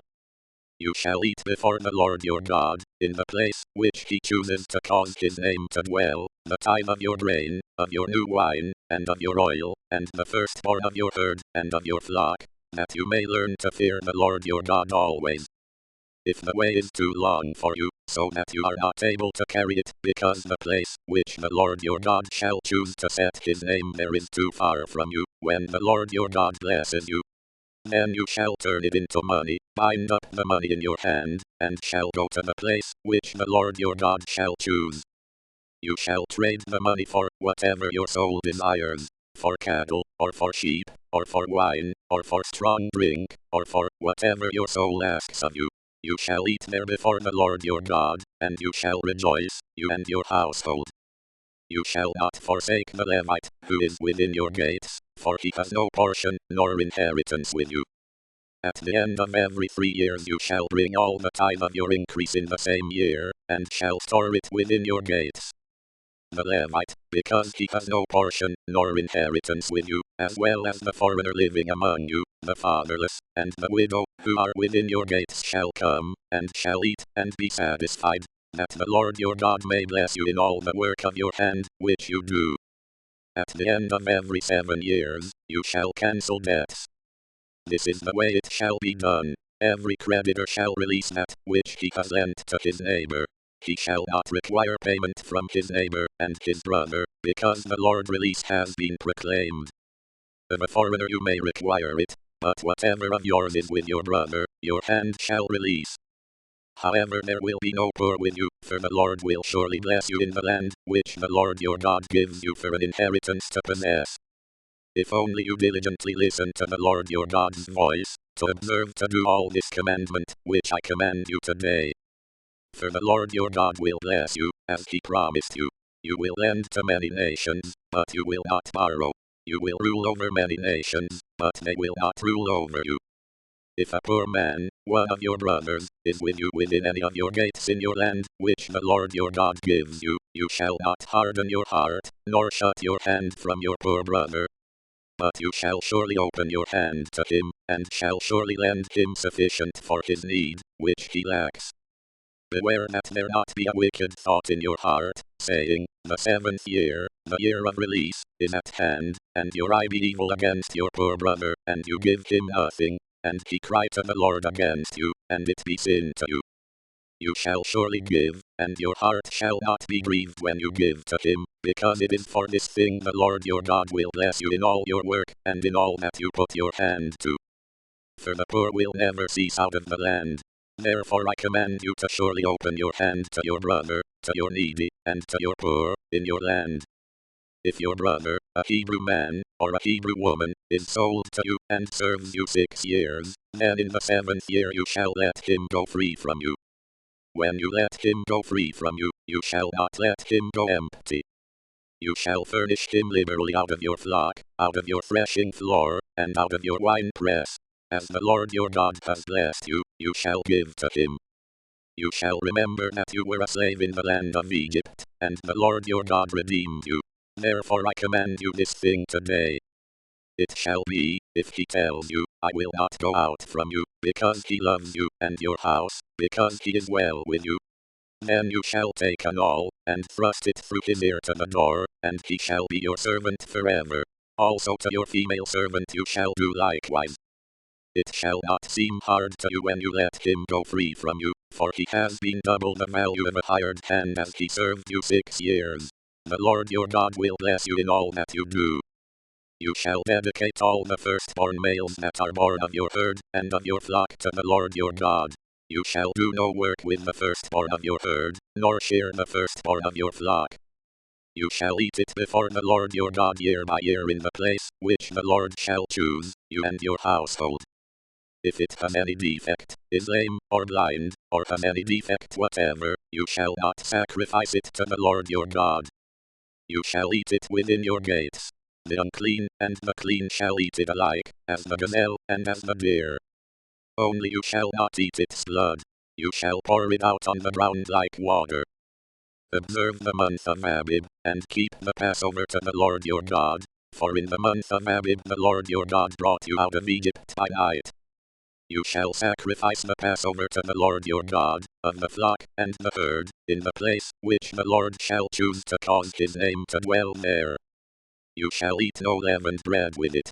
You shall eat unleavened bread with it 7 days, even the bread of affliction, for you came out of the land of Egypt in haste, that you may remember the day when you came out of the land of Egypt all the days of your life. No yeast shall be seen with you in all your borders 7 days, neither shall any of the meat, which you sacrifice the first day at evening, remain all night until the morning. You may not sacrifice the Passover within any of your gates, which the Lord your God gives you. But at the place which the Lord your God shall choose to cause his name to dwell in, there you shall sacrifice the Passover at evening, at the going down of the sun, at the season that you came out of Egypt. You shall roast and eat it in the place which the Lord your God chooses. In the morning you shall return to your tents. 6 days you shall eat unleavened bread.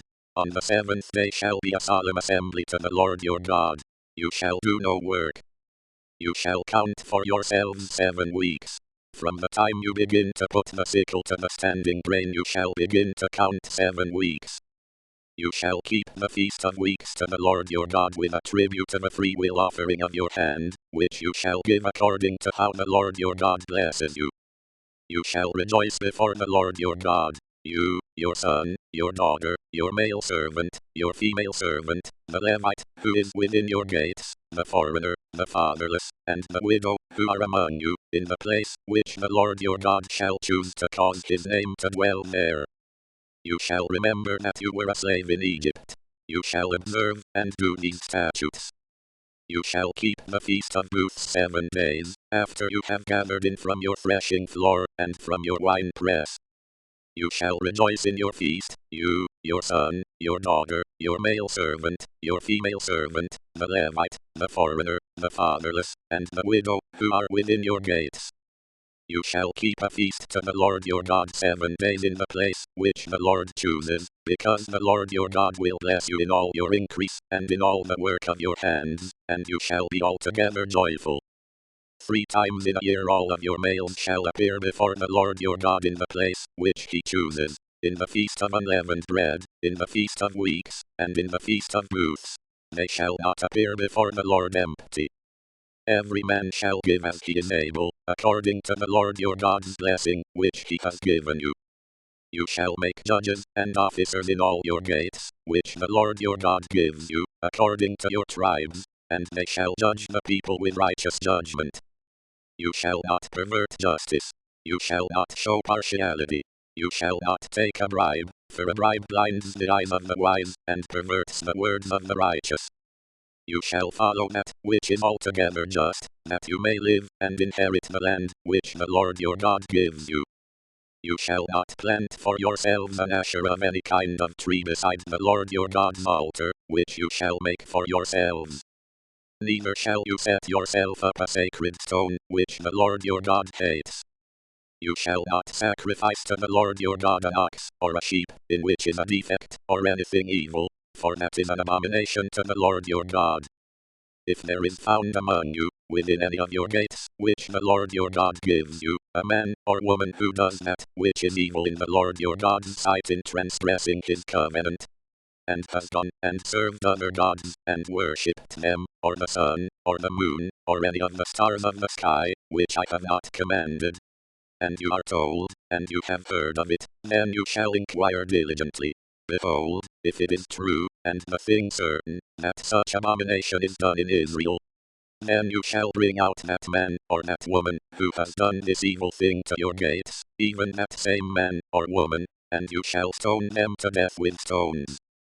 At the mouth of 2 witnesses, or 3 witnesses, he who is to die shall be put to death. At the mouth of 1 witness he shall not be put to death. The hands of the witnesses shall be first on him to put him to death, and afterward the hands of all the people. So you shall remove the evil from among you. If there arises a matter too hard for you in judgment, between blood and blood, between plea, and between stroke and stroke, being matters of controversy within your gates, then you shall arise, and go up to the place which the Lord your God chooses. You shall come to the priests, who are Levites, and to the judge, who shall be in those days. You shall inquire, and they shall give you the verdict. You shall do according to the decisions of the verdict, which they shall give you from that place, which the Lord chooses. You shall observe to do according to all that they shall teach you. According to the decisions of the law, which they shall teach you, and according to the judgment, which they shall tell you, you shall do. You shall not turn away from the sentence, which they announce to you, to the right hand, nor to the left. The man, who does presumptuously in not listening to the priest, who stands to minister there before the Lord your God, or to the judge, even that man shall die. You shall put away the evil from Israel. All the people shall hear, and fear, and do no more presumptuously. When you have come to the land which the Lord your God gives you, and possess it, and dwell in it, and say, I will set a king over me, like all the nations that are around me, you shall surely set him whom the Lord your God chooses as king over yourselves. You shall set as king over you one from among your brothers. You may not put a foreigner over you, who is not your brother. Only he shall not multiply horses to himself, nor cause the people to return to Egypt, to the end that he may multiply horses, because the Lord has said to you, you shall not go back that way again. He shall not multiply wives to himself, that his heart not turn away.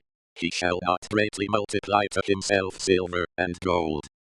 It shall be, when he sits on the throne of his kingdom, that he shall write himself a copy of this law in a book, out of that which is before the Levitical priests.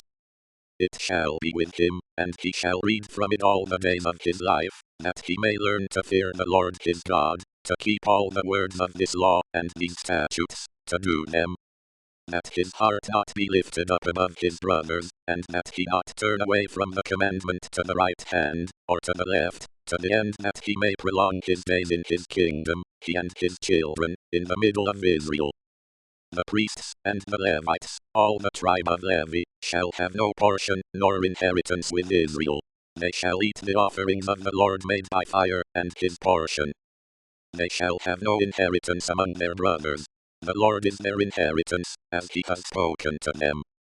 This shall be the priest's due from the people, from those who offer a sacrifice, whether it be ox or sheep, that they shall give to the priest, the shoulder, the 2 cheeks, and the inner parts. You shall give him the first fruits of your grain, of your new wine, and of your oil, and the first of the fleece of your sheep. For the Lord your God has chosen him out of all your tribes to stand to minister in the Lord's name, him and his sons forever. If a Levite comes from any of your gates out of all Israel, where he lives, and comes with all the desire of his soul to the place which the Lord shall choose, then he shall minister in the name of the Lord his God, as all his brothers the Levites do, who stand there before the Lord. They shall have like portions to eat, in addition to that which comes from the sale of his family possessions. When you have come into the land which the Lord your God gives you, you shall not learn to imitate the abominations of those nations. There shall not be found with you anyone who makes his son or his daughter to pass through the fire, one who uses divination, one who tells fortunes, or an enchanter, or a sorcerer, or a charmer, or someone who consults with a familiar spirit, or a wizard, or a necromancer. For whoever does these things is an abomination to the Lord. Because of these abominations, the Lord your God drives them out from before you. You shall be blameless with the Lord your God. For these nations that you shall dispossess listen to those who practice sorcery and to diviners, but as for you, the Lord your God has not allowed you so to do. The Lord your God will raise up to you a prophet from among you, of your brothers, like me. You shall listen to him. This is according to all that you desired of the Lord your God in Horeb in the day of the assembly, saying, Let me not hear again the Lord my God's voice, neither let me see this great fire any more, that I not die. The Lord said to me, They have well said that which they have spoken. I will raise them up a prophet from among their brothers, like you. I will put my words in his mouth, and he shall speak to them all that I shall command him. It shall happen, that whoever will not listen to my words, which he shall speak in my name, I will require it of him. But the prophet, who speaks a word presumptuously in my name, which I have not commanded him to speak, or who speaks in the name of other gods, that same prophet shall die. You may say in your heart, How shall we know the word which the Lord has not spoken? When a prophet speaks in the Lord's name, if the thing doesn't follow, nor happen, that is the thing which the Lord has not spoken. The prophet has spoken it presumptuously. You shall not be afraid of him. When the Lord your God cuts off the nations, whose land the Lord your God gives you, and you succeed them, and dwell in their cities, and in their houses, you shall set apart 3 cities for yourselves in the middle of your land, which the Lord your God gives you to possess. You shall prepare the way, and divide the borders of your land, which the Lord your God causes you to inherit into 3 parts, that every manslayer may flee there. This is the case of the manslayer, who shall flee there, and live. Whoever kills his neighbor unintentionally, and didn't hate him in time past. As when a man goes into the forest with his neighbor to chop wood, and his hand swings the axe to cut down the tree, and the head slips from the handle, and hits his neighbor so that he dies, he shall flee to one of these cities, and live. Otherwise, the avenger of blood might pursue the manslayer while hot anger is in his heart, and overtake him, because the way is long, and strike him mortally, even though he was not worthy of death, because he didn't hate him in time past. Therefore I command you to set apart 3 cities for yourselves. If the Lord your God enlarges your border, as he has sworn to your fathers, and gives you all the land which he promised to give to your fathers. And if you keep all this commandment to do it, which I command you today, to love the Lord your God, and to walk ever in his ways, then you shall add 3 cities more for yourselves, in addition to these 3. This is so that innocent blood will not be shed in the middle of your land, which the Lord your God gives you for an inheritance, leaving blood guilt on you. But if any man hates his neighbor, lies in wait for him, rises up against him, strikes him mortally so that he dies, and he flees into one of these cities, then the elders of his city shall send, and bring him there, and deliver him into the hand of the avenger of blood, that he may die. Your eye shall not pity him, but you shall purge the innocent blood from Israel that it may go well with you. You shall not remove your neighbor's landmark, which they of old time have set, in your inheritance, which you shall inherit, in the land that the Lord your God gives you to possess. One witness shall not rise up against a man for any iniquity, or for any sin that he sins. At the mouth of 2 witnesses, or at the mouth of 3 witnesses, shall a matter be established. If an unrighteous witness rises up against any man to testify against him of wrongdoing, then both the men, between whom the controversy is, shall stand before the Lord, before the priests and the judges, who shall be in those days. And the judges shall make diligent inquisition, and behold, if the witness is a false witness, and has testified falsely against his brother, then you shall do to him as he had thought to do to his brother. So you shall remove the evil from among you. Those who remain shall hear, and fear, and will never again commit any such evil among you. Your eyes shall not pity, life for life, eye for eye, tooth for tooth, hand for hand, foot for foot. When you go out to battle against your enemies, and see horses, chariots, and a people more numerous than you, you shall not be afraid of them, for the Lord your God, who brought you up out of the land of Egypt, is with you. It shall be, when you draw near to the battle, that the priest shall approach, and speak to the people, and shall tell them, Hear, Israel, you draw near today to battle against your enemies. Don't let your heart faint. Don't be afraid, nor tremble, neither be scared of them. For the Lord your God is he, who goes with you, to fight for you against your enemies, to save you. The officers shall speak to the people, saying, What man is there, who has built a new house, and has not dedicated it? Let him go, and return to his house, lest he die in the battle, and another man dedicate it. What man is there, who has planted a vineyard, and has not used its fruit?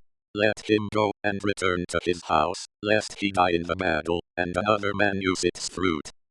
What man is there, who has pledged to be married to a wife, and has not taken her? Let him go, and return to his house, lest he die in the battle, and another man take her. The officers shall speak further to the people, and they shall say, What man is there, who is fearful, and faint-hearted? Let him go, and return to his house, lest his brother's heart melt as his heart.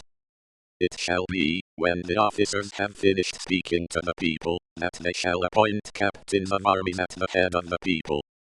When you draw near to a city to fight against it, then proclaim peace to it. It shall be, if it gives you answer of peace, and opens to you, then it shall be that all the people, who are found therein shall become forced laborers to you, and shall serve you. If it will make no peace with you, but will make war against you, then you shall besiege it.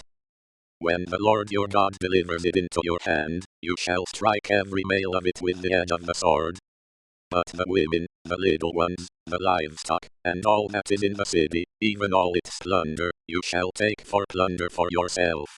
You may use the plunder of your enemies, which the Lord your God has given you. Thus you shall do to all the cities, which are very far off from you, which are not of the cities of these nations, but of the cities of these peoples that the Lord your God gives you for an inheritance. You shall save alive nothing that breathes, but you shall utterly destroy them. The Hittite, the Amorite, the Canaanite, the Perizzite, the Hivite, and the Jebusite, as the Lord your God has commanded you, that they not teach you to follow all their abominations, which they have done for their gods, so would you sin against the Lord your God. When you shall besiege a city a long time, in making war against it to take it, you shall not destroy its trees by wielding an axe against them, for you may eat of them. You shall not cut them down, for is the tree of the field man, that it should be besieged by you. Only the trees that you know are not trees for food, you shall destroy, and cut them down. You shall build bulwarks against the city that makes war with you, until it falls. If someone is found slain in the land, which the Lord your God gives you to possess, lying in the field, and it isn't known who has struck him, then your elders and your judges shall come out, and they shall measure to the cities which are around him, who is slain. It shall be that the elders of the city, which is nearest to the slain man, shall take a heifer of the herd, which hasn't been worked with, and which has not drawn in the yoke. The elders of that city shall bring the heifer down to a valley with running water, which is neither plowed nor sown, and shall break the heifer's neck there in the valley. The priests the sons of Levi shall come near, for them the Lord your God has chosen to minister to him, and to bless in the Lord's name, and according to their word shall every controversy and every assault be decided. All the elders of that city, which is nearest to the slain man, shall wash their hands over the heifer, whose neck was broken in the valley. They shall answer and say, Our hands have not shed this blood, neither have our eyes seen it. Forgive, Lord, your people Israel, whom you have redeemed, and don't allow innocent blood among your people Israel. The blood shall be forgiven them. So you shall put away the innocent blood from among you, when you shall do that which is right in the Lord's eyes. When you go out to battle against your enemies, and the Lord your God delivers them into your hands, and you carry them away captive, and see among the captives a beautiful woman, and you are attracted to her, and desire to take her as your wife, then you shall bring her home to your house. She shall shave her head, and trim her nails. She shall take off the clothing of her captivity, and shall remain in your house, and bewail her father and her mother a full month. After that you shall go into her, and be her husband, and she shall be your wife. It shall be, if you have no delight in her, then you shall let her go where she desires, but you shall not sell her at all for money. You shall not deal with her as a slave, because you have humbled her. If a man has two wives, the one beloved and the other hated, and they have borne him children, both the beloved and the hated, and if the firstborn son is hers, who was hated, then it shall be, in the day that he causes his sons to inherit that which he has, that he may not give the son of the beloved the rights of the firstborn before the son of the hated, who is the firstborn. But he shall acknowledge the firstborn, the son of the hated, by giving him a double portion of all that he has, for he is the beginning of his strength. The right of the firstborn is his. If a man has a stubborn and rebellious son, who will not obey the voice of his father or the voice of his mother, and though they chasten him, will not listen to them, then his father and his mother shall take hold of him, and bring him out to the elders of his city, and to the gate of his place. They shall tell the elders of his city, This our son is stubborn and rebellious. He will not obey our voice. He is a glutton and a drunkard. All the men of his city shall stone him to death with stones. So you shall remove the evil from among you. All Israel shall hear, and fear. If a man has committed a sin worthy of death, and he is put to death, and you hang him on a tree, his body shall not remain all night on the tree, but you shall surely bury him the same day, for he who is hanged is accursed of God. Don't defile your land, which the Lord your God gives you for an inheritance. You shall not see your brother's ox or his sheep go astray, and hide yourself from them. You shall surely bring them again to your brother. If your brother isn't near to you, or if you don't know him, then you shall bring it home to your house, and it shall be with you until your brother comes looking for it, and you shall restore it to him. So you shall do with his donkey. So you shall do with his garment. So you shall do with every lost thing of your brother's, which he has lost, and you have found. You may not hide yourself. You shall not see your brother's donkey or his ox fallen down by the way, and hide yourself from them. You shall surely help him to lift them up again. A woman shall not wear men's clothing, neither shall a man put on women's clothing, for whoever does these things is an abomination to the Lord your God. If you come across a bird's nest on the way, in any tree or on the ground, with young ones or eggs, and the hen sitting on the young or on the eggs, you shall not take the hen with the young. You shall surely let the hen go, but the young you may take for yourself, that it may be well with you, and that you may prolong your days. When you build a new house, then you shall make a railing around your roof, so that you don't bring blood on your house, if anyone falls from there. You shall not sow your vineyard with two kinds of seed, lest all the fruit be defiled, the seed which you have sown, and the increase of the vineyard. You shall not plow with an ox and a donkey together. You shall not wear clothes of wool and linen woven together. You shall make yourselves fringes on the four corners of your cloak with which you cover yourself. If any man takes a wife, and goes into her, hates her, accuses her of shameful things, gives her a bad name, and says, I took this woman, and when I came near to her, I didn't find in her the tokens of virginity. Then the young lady's father and mother shall take and bring the tokens of the young lady's virginity to the elders of the city in the gate. The young lady's father shall tell the elders, I gave my daughter to this man as his wife, and he hates her. Behold, he has accused her of shameful things, saying, I didn't find in your daughter the tokens of virginity, and yet these are the tokens of my daughter's virginity. They shall spread the cloth before the elders of the city. The elders of that city shall take the man, and chastise him.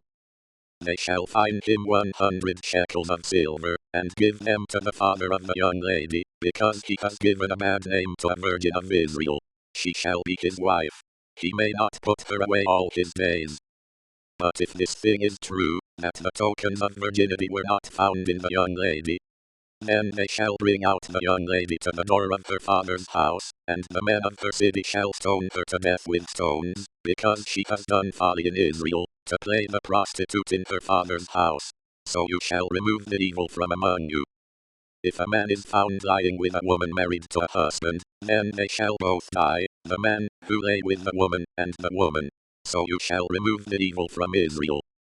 If there is a young lady, who is a virgin pledged to be married to a husband, and a man finds her in the city, and lies with her, then you shall bring them both out to the gate of that city, and you shall stone them to death with stones, the lady, because she didn't cry, being in the city, and the man, because he has humbled his neighbor's wife.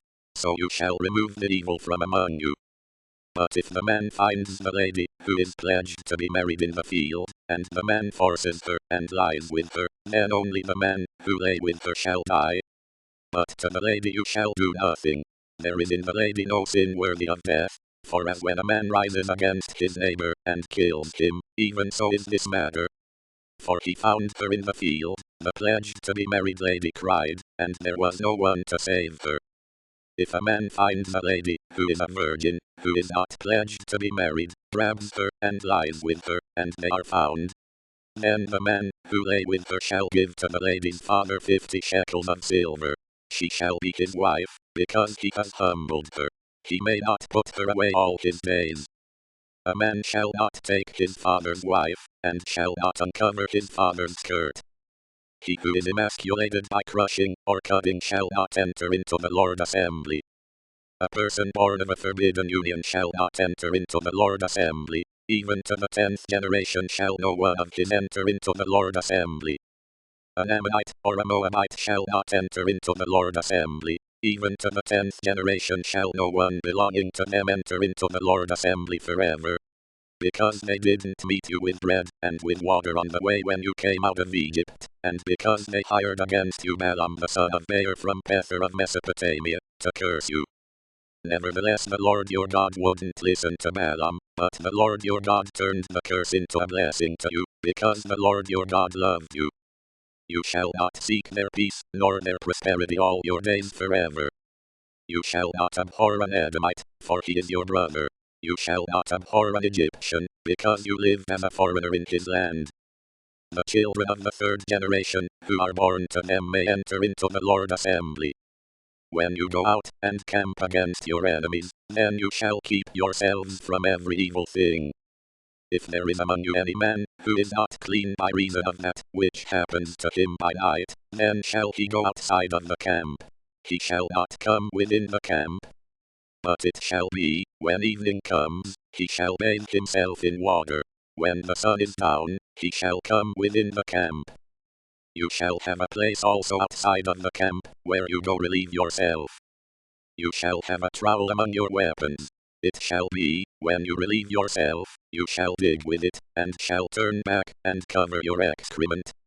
For the Lord your God walks in the middle of your camp, to deliver you, and to give up your enemies before you. Therefore your camp shall be holy, that he may not see an unclean thing in you, and turn away from you.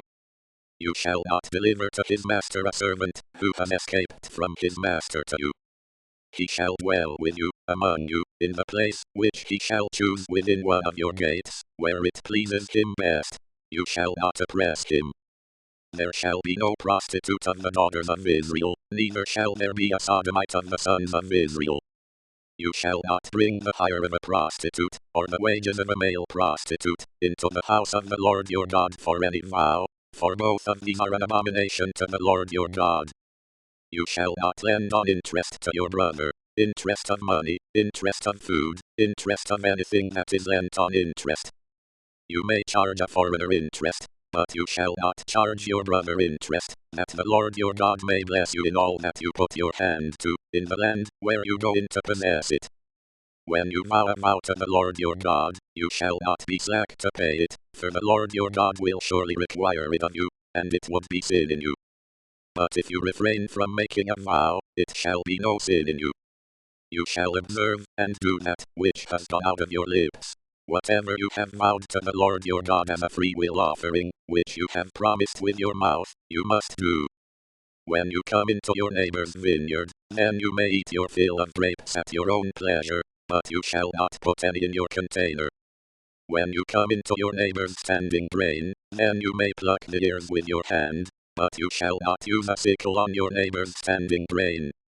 When a man takes a wife and marries her, then it shall be, if she finds no favor in his eyes, because he has found some unseemly thing in her, that he shall write her a certificate of divorce, put it in her hand, and send her out of his house.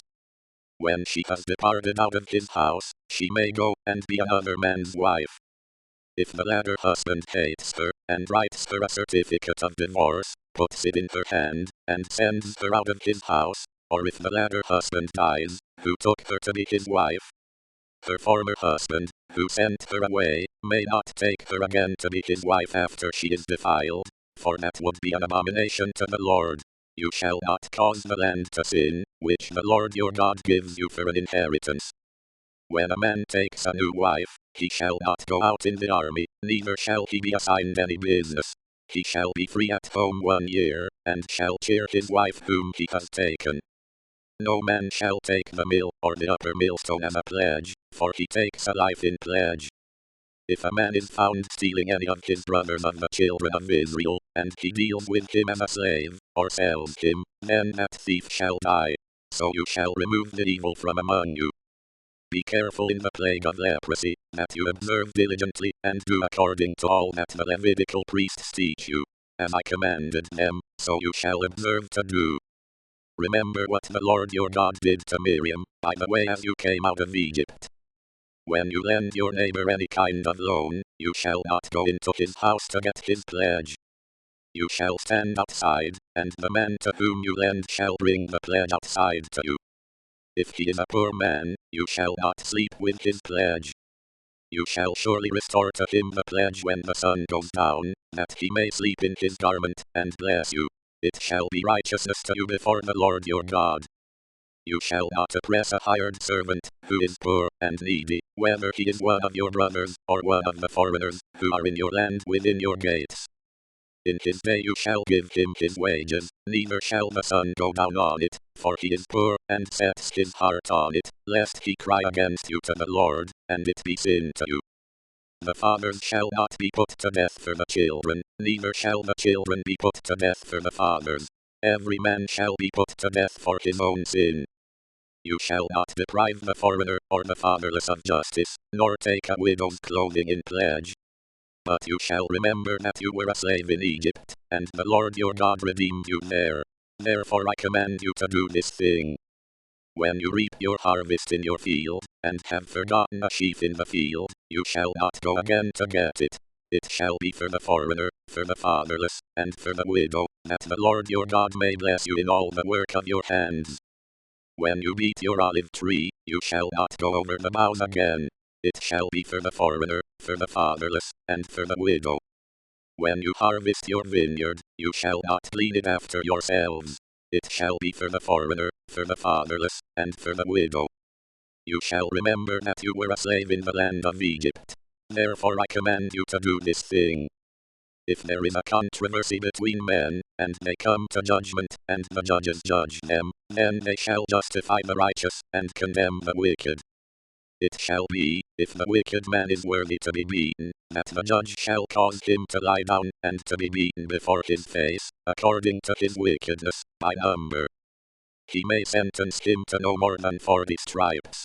He shall not give more, lest if he should give more, and beat him more than that many stripes, then your brother will be degraded in your sight. You shall not muzzle the ox when he treads out the grain. If brothers dwell together, and one of them dies, and has no son, the wife of the dead shall not be married outside to a stranger. Her husband's brother shall go into her, and take her as his wife, and perform the duty of a husband's brother to her. It shall be that the firstborn whom she bears shall succeed in the name of his brother, who is dead, that his name not be blotted out of Israel. If the man doesn't want to take his brother's wife, then his brother's wife shall go up to the gate to the elders, and say, My husband's brother refuses to raise up to his brother a name in Israel. He will not perform the duty of a husband's brother to me. Then the elders of his city shall call him, and speak to him. If he stands, and says, I don't want to take her, then his brother's wife shall come to him in the presence of the elders, and loose his sandal from off his foot, and spit in his face. She shall answer, and say, So shall it be done to the man, who does not build up his brother's house. His name shall be called in Israel, the house of him, who had his sandal removed.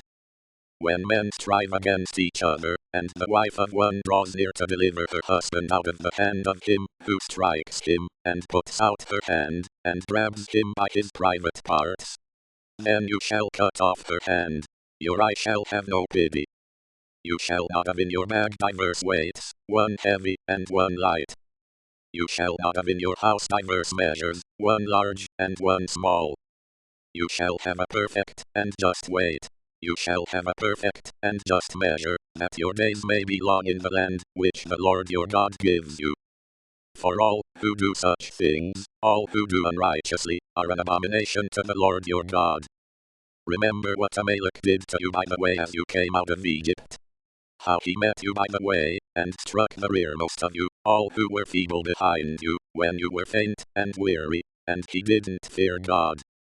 Therefore it shall be, when the Lord your God has given you rest from all your enemies all around, in the land which the Lord your God gives you for an inheritance to possess it, that you shall blot out the memory of Amalek from under the sky. You shall not forget. It shall be, when you have come into the land which the Lord your God gives you for an inheritance, possess it, and dwell in it, that you shall take some of the first of all the fruit of the ground, which you shall bring in from your land that the Lord your God gives you. You shall put it in a basket, and shall go to the place which the Lord your God shall choose to cause his name to dwell there. You shall come to the priest, who shall be in those days, and tell him, I profess today to the Lord your God, that I have come to the land which the Lord swore to our fathers to give us. The priest shall take the basket out of your hand, and set it down before the Lord your God's altar. You shall answer, and say before the Lord your God, My father was a Syrian ready to perish. He went down into Egypt, and lived there, few in number. There he became a great, mighty, and populous nation. The Egyptians mistreated us, afflicted us, and imposed hard labor on us. Then we cried to the Lord, the God of our fathers. The Lord heard our voice, and saw our affliction, our toil, and our oppression. The Lord brought us out of Egypt with a mighty hand, with an outstretched arm, with great terror, with signs, and with wonders. And he has brought us into this place, and has given us this land, a land flowing with milk and honey. Now, behold, I have brought the first of the fruit of the ground, which you, the Lord, have given me. You shall set it down before the Lord your God, and worship before the Lord your God. You shall rejoice in all the good which the Lord your God has given to you, and to your house, you, and the Levite, and the foreigner, who is among you. When you have finished tithing all the tithe of your increase in the 3rd year, which is the year of tithing, then you shall give it to the Levite, to the foreigner, to the fatherless, and to the widow, that they may eat within your gates, and be filled. You shall say before the Lord your God, I have put away the holy things out of my house, and also have given them to the Levite, to the foreigner, to the fatherless, and to the widow, according to all your commandment, which you have commanded me. I have not transgressed any of your commandments, neither have I forgotten them. I have not eaten of it in my mourning, neither have I removed any of it while I was unclean, nor given of it for the dead. I have listened to the Lord my God's voice. I have done according to all that you have commanded me. Look down from your holy habitation, from heaven, and bless your people Israel, and the ground which you have given us, as you swore to our fathers, a land flowing with milk and honey. Today the Lord your God commands you to do these statutes and ordinances. You shall therefore keep and do them with all your heart and with all your soul. You have declared today that the Lord is your God, and that you would walk in his ways, keep his statutes, his commandments, and his ordinances, and listen to his voice. The Lord has declared today that you are a people for his own possession, as he has promised you, and that you should keep all his commandments. He will make you high above all nations that he has made, in praise, in name, and in honor, and that you may be a holy people to the Lord your God, as he has spoken. Moses and the elders of Israel commanded the people, saying, Keep all the commandment which I command you today. It shall be on the day when you shall pass over the Jordan to the land which the Lord your God gives you, that you shall set yourself up great stones, and coat them with plaster. You shall write on them all the words of this law, when you have passed over, that you may go into the land which the Lord your God gives you, a land flowing with milk and honey, as the Lord, the God of your fathers, has promised you. It shall be, when you have crossed over the Jordan, that you shall set up these stones, which I command you today, on Mount Ebal, and you shall coat them with plaster. There you shall build an altar to the Lord your God, an altar of stones. You shall not use any iron tool on them. You shall build the Lord your God's altar of uncut stones. You shall offer burnt offerings on it to the Lord your God. You shall sacrifice peace offerings, and shall eat there. You shall rejoice before the Lord your God. You shall write on the stones all the words of this law very plainly. Moses and the Levitical priests spoke to all Israel, saying, Be silent, and listen, Israel. Today you have become the people of the Lord your God. You shall therefore obey the Lord your God's voice, and do his commandments, and his statutes, which I command you today. Moses commanded the people the same day, saying, These shall stand on Mount Gerizim to bless the people, when you have crossed over the Jordan, Simon, Levi, Judah, Issachar, Joseph, and Benjamin. These shall stand on Mount Ebal for the curse, Reuben, Gad, Asher, Zebulun, Dan, and Naphtali. With a loud voice, the Levites shall say to all the men of Israel, Cursed is the man who makes an engraved or molten image, an abomination to the Lord, the work of the hands of the craftsman, and sets it up in secret. All the people shall answer and say, Amen. Cursed is he who dishonors his father or his mother. All the people shall say, Amen. Cursed is he who removes his neighbor's landmark. All the people shall say, Amen. Cursed is he who leads the blind astray on the road. All the people shall say, Amen. Cursed is he who withholds justice from the foreigner, fatherless, and widow. All the people shall say, Amen. Cursed is he who lies with his father's wife, because he dishonors his father's bed. All the people shall say, Amen. Cursed is he who lies with any kind of animal. All the people shall say, Amen. Cursed is he who lies with his sister, his father's daughter, or his mother's daughter. All the people shall say, Amen. Cursed is he who lies with his mother-in-law. All the people shall say, Amen. Cursed is he who secretly kills his neighbor. All the people shall say, Amen. Cursed is he who takes a bribe to kill an innocent person. All the people shall say, Amen. cursed is he who doesn't uphold the words of this law by doing them. All the people shall say, Amen. It shall happen, if you shall listen diligently to the Lord your God's voice, to observe to do all his commandments, which I command you today, that the Lord your God will set you high above all the nations of the earth. All these blessings will come upon you, and overtake you, if you listen to the Lord your God's voice. You shall be blessed in the city, and you shall be blessed in the field.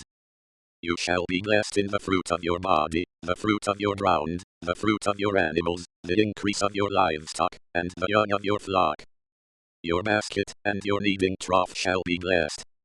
You shall be blessed when you come in, and you shall be blessed when you go out.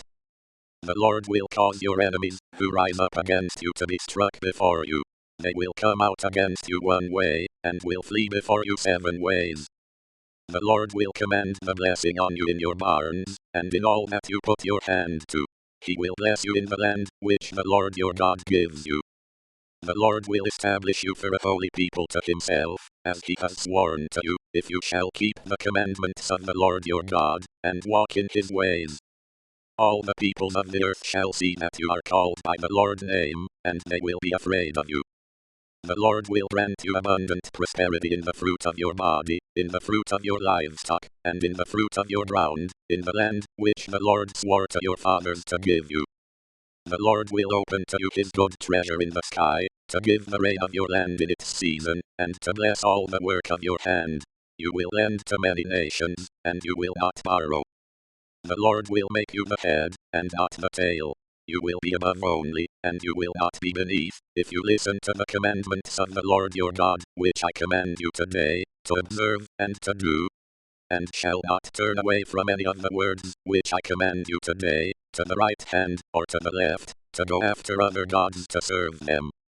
But it shall come to pass, if you will not listen to the Lord your God's voice, to observe to do all his commandments and his statutes, which I command you today, that all these curses will come on you and overtake you. You will be cursed in the city, and you will be cursed in the field. Your basket and your kneading trough will be cursed. The fruit of your body, the fruit of your ground, the increase of your livestock, and the young of your flock will be cursed. You will be cursed when you come in, and you will be cursed when you go out. The Lord will send on you cursing, confusion, and rebuke in all that you put your hand to do, until you are destroyed, and until you perish quickly, because of the evil of your doings, by which you have forsaken me.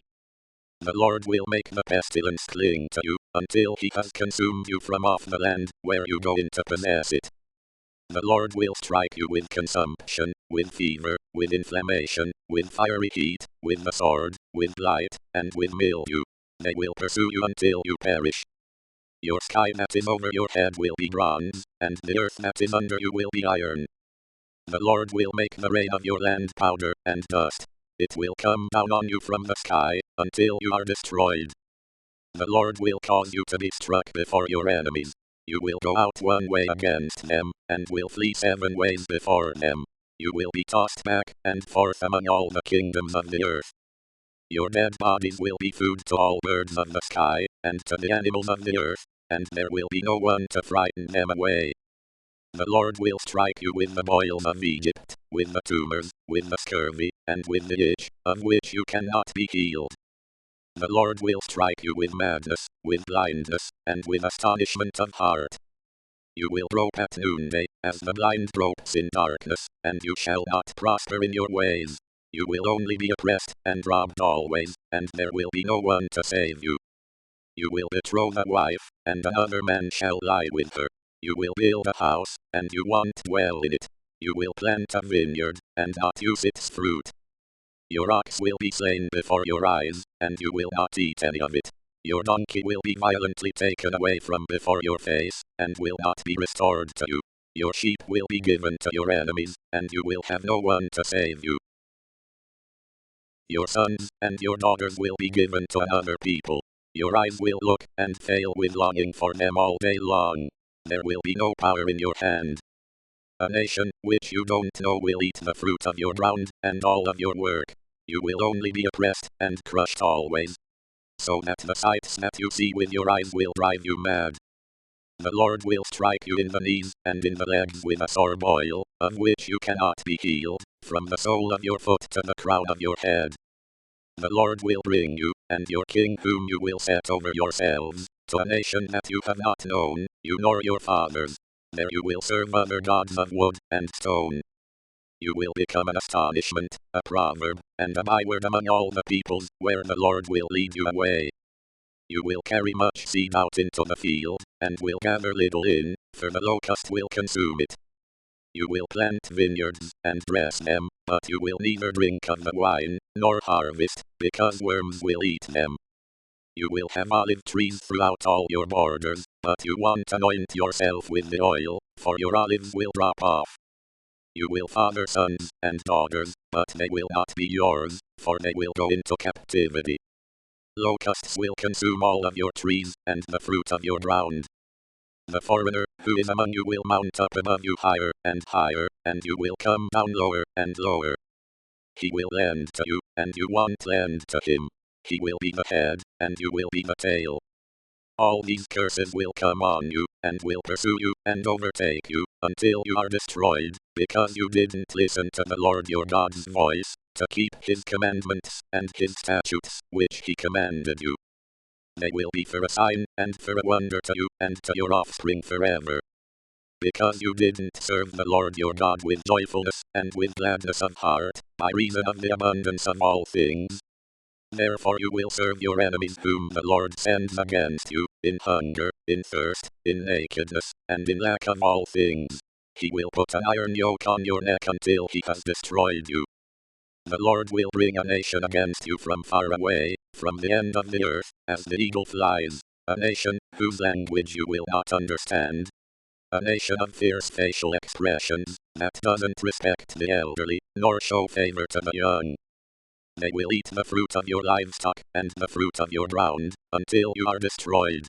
They also won't leave you grain, new wine, oil, the increase of your livestock, or the young of your flock, until they have caused you to perish. They will besiege you in all your gates until your high and fortified walls, in which you trusted, come down throughout all your land. They will besiege you in all your gates throughout all your land, which the Lord your God has given you. You will eat the fruit of your own body, the flesh of your sons and of your daughters, whom the Lord your God has given you, in the siege and in the distress with which your enemies will distress you. The man who is tender among you, and very delicate, his eye will be evil toward his brother, toward the wife whom he loves, and toward the remnant of his children whom he has remaining, so that he will not give to any of them of the flesh of his children whom he will eat, because he has nothing left to him, in the siege and in the distress with which your enemy will distress you in all your gates. The tender and delicate woman among you, who would not venture to set the sole of her foot on the ground for delicateness and tenderness, her eye will be evil toward the husband that she loves, toward her son, toward her daughter, toward her young one, who comes out from between her feet, and toward her children whom she bears, for she will eat them secretly for lack of all things in the siege, and in the distress with which your enemy will distress you in your gates. If you will not observe to do all the words of this law that are written in this book, that you may fear this glorious and fearful name, the Lord your God, then the Lord will make your plagues, and the plagues of your offspring fearful, even great plagues, and of long duration, and severe sicknesses, and of long duration. He will bring on you again all the diseases of Egypt, which you were afraid of, and they will cling to you. Also every sickness, and every plague, which is not written in the book of this law, the Lord will bring them on you until you are destroyed. You will be left few in number, even though you were as the stars of the sky for multitude, because you didn't listen to the Lord your God's voice. It will happen that as the Lord rejoiced over you to do you good, and to multiply you, so the Lord will rejoice over you to cause you to perish, and to destroy you. You will be plucked from the land that you are going in to possess. The Lord will scatter you among all peoples, from one end of the earth to the other end of the earth. There you will serve other gods, which you have not known, you nor your fathers, even wood and stone. Among these nations you will find no ease, and there will be no rest for the sole of your foot, but the Lord will give you there a trembling heart, failing of eyes, and pining of soul. Your life will hang in doubt before you. You will be afraid night and day, and will have no assurance of your life. In the morning you will say, I wish it were evening. And at evening you will say, I wish it were morning.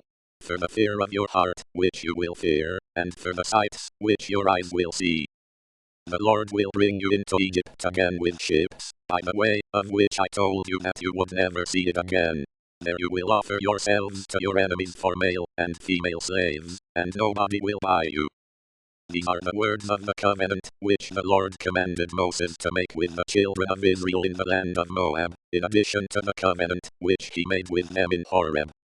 Moses called to all Israel, and said to them, Your eyes have seen all that the Lord did in the land of Egypt to Pharaoh, and to all his servants, and to all his land. The great trials, which your eyes saw, the signs, and those great wonders. But the Lord has not given you a heart to know, eyes to see, and ears to hear, to this day. I have led you 40 years in the wilderness. Your clothes have not grown old on you, and your sandals have not grown old on your feet. You have not eaten bread, neither have you drunk wine or strong drink, that you may know that I am the Lord your God. When you came to this place, Sihon the king of Heshbon and Og the king of Bashan came out against us to battle, and we struck them. We took their land, and gave it for an inheritance to the Reubenites, and to the Gadites, and to the half-tribe of the Manassites. Therefore keep the words of this covenant, and do them, that you may prosper in all that you do. All of you stand today in the presence of the Lord your God, your heads, your tribes, your elders, and your officers, even all the men of Israel, your little ones, your wives, and the foreigners, who are in the middle of your camps, from the one who cuts your wood to the one who draws your water, that you may enter into the covenant of the Lord your God, and into his oath, which the Lord your God makes with you today, that he may establish you today as his people, and that he may be your God, as he spoke to you, and as he swore to your fathers, to Abraham, to Isaac, and to Jacob. Neither do I make this covenant and this oath with you only, but with those who stand here with us today before the Lord our God, and also with those who are not here with us today. For you know how we lived in the land of Egypt, and how we came through the middle of the nations through which you passed. And you have seen their abominations, and their idols of wood, stone, silver, and gold, which were among them. Lest there should be among you man, woman, family, or tribe, whose heart turns away today from the Lord our God, to go to serve the gods of those nations, lest there should be among you a root that produces bitter poison. And it happened, when he hears the words of this curse, that he blessed himself in his heart, saying, I shall have peace, though I walk in the stubbornness of my heart, to destroy the moist with the dry. The Lord will not pardon him, but then the Lord anger and his jealousy will smoke against that man, and all the curse that is written in this book will fall on him, and the Lord will blot out his name from under the sky. The Lord will set him apart for evil out of all the tribes of Israel, according to all the curses of the covenant written in this book of the law. The generation to come, your children, who will rise up after you, and the foreigner, who will come from a far land, will say, when they see the plagues of that land, and the sicknesses with which the Lord has made it sick, that all of its land is sulfur, salt, and burning, that it is not sown, doesn't produce, nor does any grass grow in it, like the overthrow of Sodom, Gomorrah, Admah, and Zeboim, which the Lord overthrew in his anger, and in his wrath.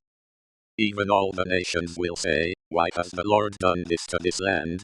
What does the heat of this great anger mean?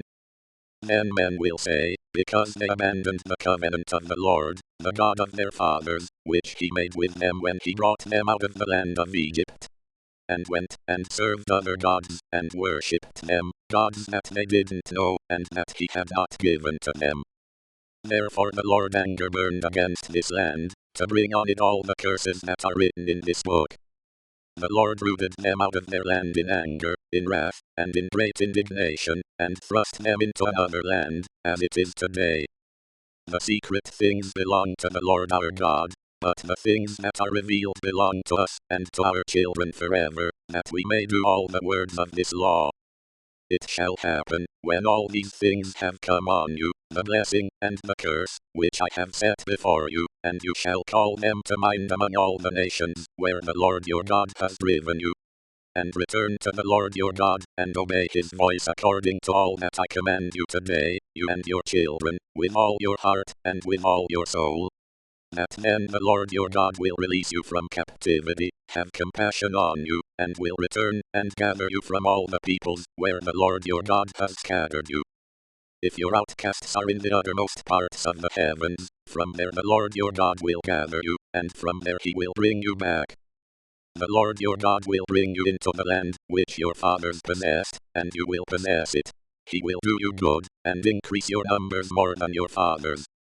The Lord your God will circumcise your heart, and the heart of your offspring, to love the Lord your God with all your heart, and with all your soul, that you may live. The Lord your God will put all these curses on your enemies, and on those who hate you, who persecuted you. You shall return and obey the Lord's voice, and do all his commandments, which I command you today. The Lord your God will make you prosperous in all the work of your hand, in the fruit of your body, in the fruit of your livestock, and in the fruit of your ground, for good. For the Lord will again rejoice over you for good, as he rejoiced over your fathers. If you will obey the Lord your God's voice, to keep his commandments and his statutes, which are written in this book of the law, if you turn to the Lord your God with all your heart, and with all your soul. For this commandment, which I command you today, is not too hard for you, or too distant. It is not in heaven, that you should say, who will go up for us to heaven, bring it to us, and proclaim it to us, that we may do it. Neither is it beyond the sea, that you should say, who will go over the sea for us, bring it to us, and proclaim it to us, that we may do it. But the word is very near to you, in your mouth and in your heart, that you may do it. Behold, I have set before you today life, and prosperity, and death, and evil.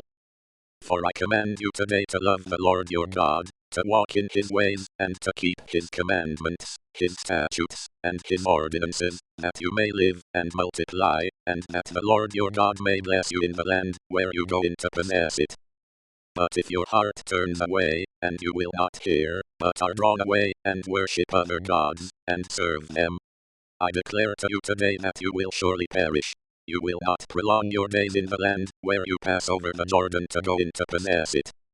I call heaven and earth to witness against you today that I have set before you life and death, the blessing and the curse. Therefore choose life, that you may live, you and your descendants.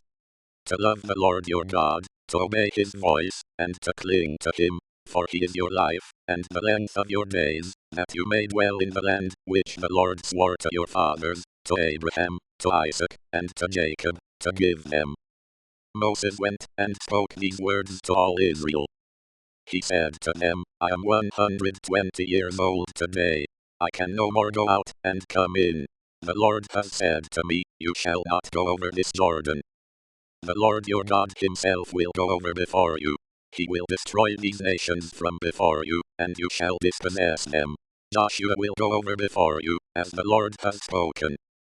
The Lord will do to them as he did to Sihon and to Og, the kings of the Amorites, and to their land, when he destroyed them. The Lord will deliver them up before you, and you shall do to them according to all the commandment which I have commanded you. Be strong and courageous. Don't be afraid or scared of them, for the Lord your God himself is, who goes with you. He will not fail you, nor forsake you. Moses called to Joshua, and said to him in the sight of all Israel, Be strong and courageous, for you shall go with this people into the land, which the Lord has sworn to their fathers to give them, and you shall cause them to inherit it. The Lord himself is, who goes before you. He will be with you. He will not fail you, nor forsake you. Don't be afraid. Don't be discouraged. Moses wrote this law, and delivered it to the priests the sons of Levi, who bore the ark of the Lord's covenant, and to all the elders of Israel. Moses commanded them, saying, At the end of every 7 years, in the set time of the year of release, in the feast of booths, when all Israel has come to appear before the Lord your God in the place which he will choose, you shall read this law before all Israel in their hearing. Assemble the people, the men, and the women, and the little ones, and the foreigners, who are within your gates, that they may hear, learn, fear the Lord your God, and observe to do all the words of this law, and that their children, who have not known, may hear, and learn to fear the Lord your God, as long as you live in the land, where you go over the Jordan to possess it. The Lord said to Moses, Behold, your days approach that you must die. Call Joshua, and present yourselves in the tent of meeting, that I may commission him. Moses and Joshua went, and presented themselves in the tent of meeting. The Lord appeared in the tent in a pillar of cloud, and the pillar of cloud stood over the tent's door. The Lord said to Moses, Behold, you shall sleep with your fathers. This people will rise up, and play the prostitute after the strange gods of the land, where they go to be among them, and will forsake me, and break my covenant, which I have made with them. Then my anger shall be kindled against them in that day, and I will forsake them, and I will hide my face from them, and they shall be devoured, and many evils and troubles shall come on them, so that they will say in that day, Haven't these evils come on us, because our God is not among us? I will surely hide my face in that day for all the evil which they have done, in that they have turned to other gods.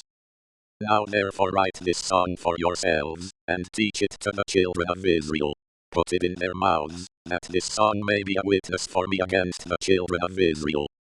For when I have brought them into the land, which I swore to their fathers, flowing with milk and honey, and they have eaten, and filled themselves, and grown fat, then they will turn to other gods, and serve them, and despise me, and break my covenant.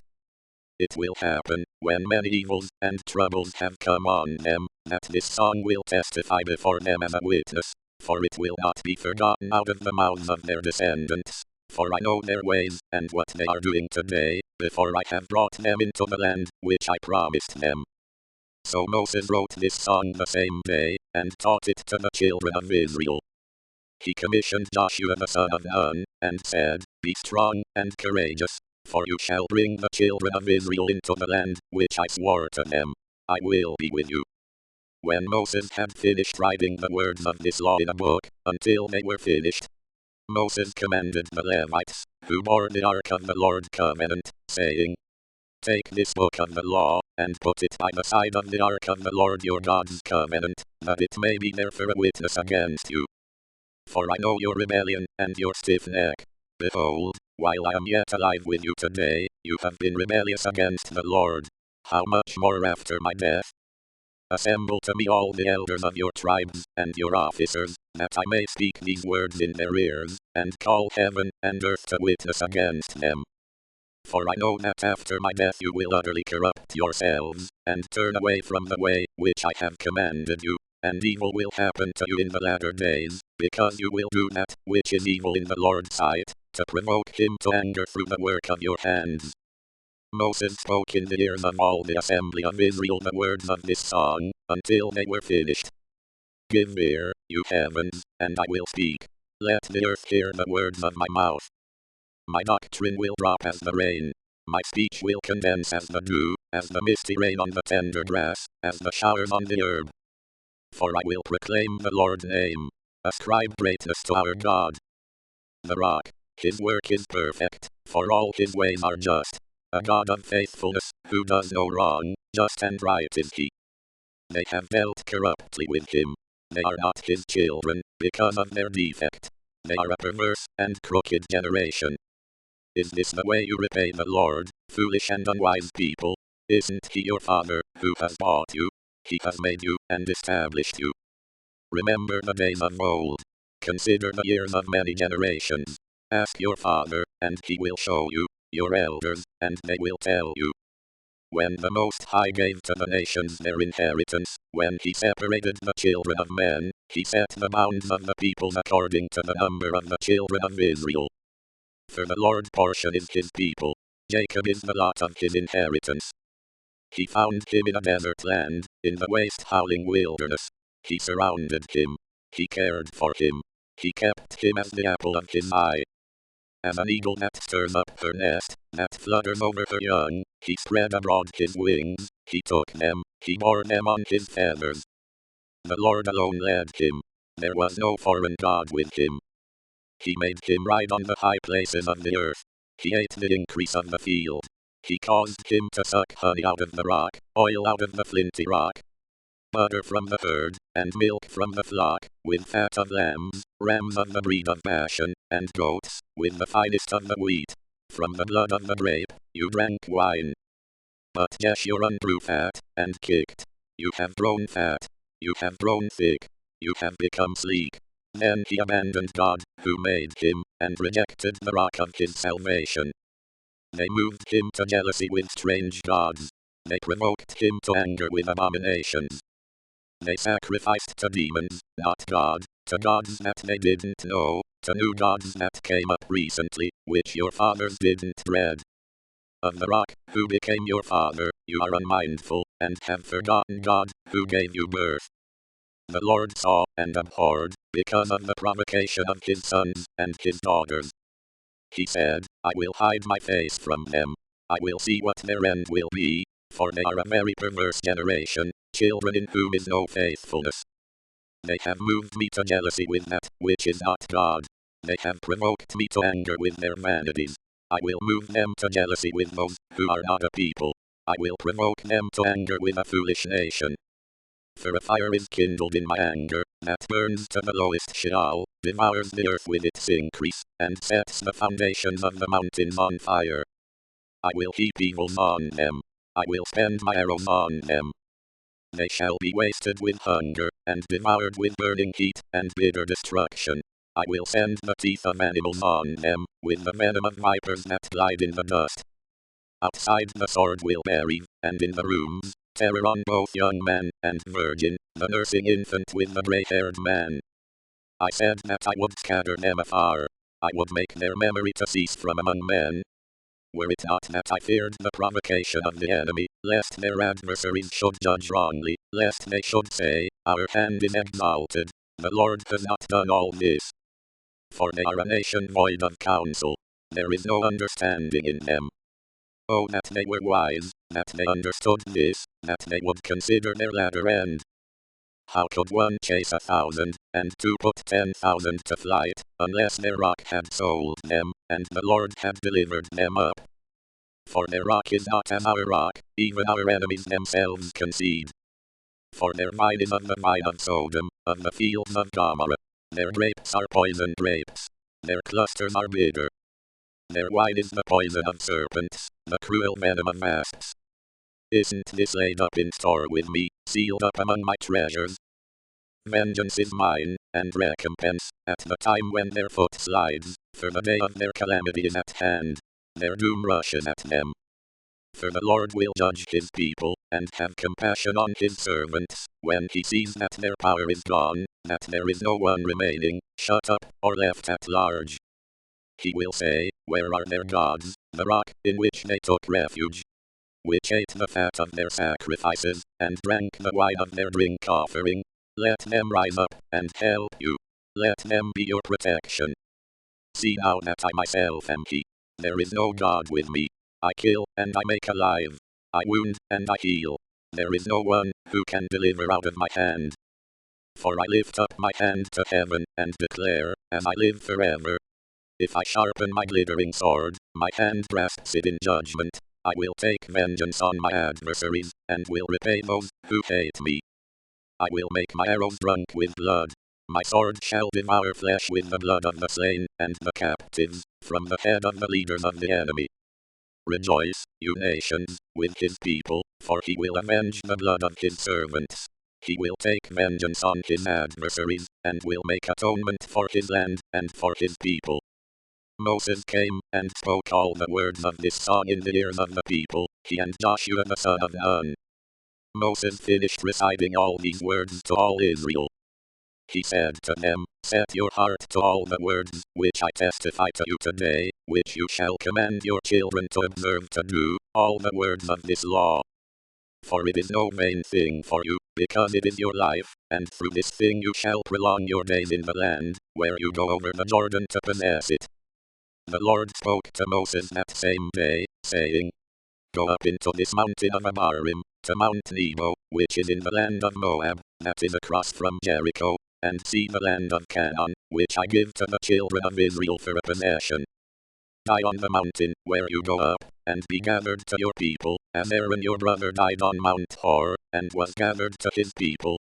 Because you trespassed against me among the children of Israel at the waters of Meribah of Kadesh, in the wilderness of Zin, because you didn't uphold my holiness among the children of Israel.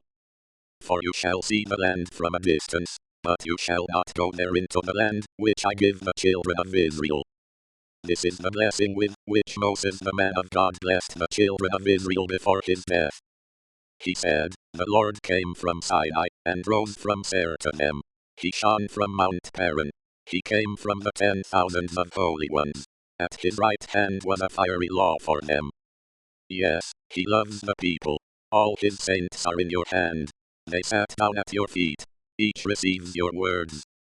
Moses commanded us a law, an inheritance for the assembly of Jacob. He was king in Jeshurun, when the heads of the people were gathered, all the tribes of Israel together. Let Reuben live, and not die, nor let his men be few. This is for Judah.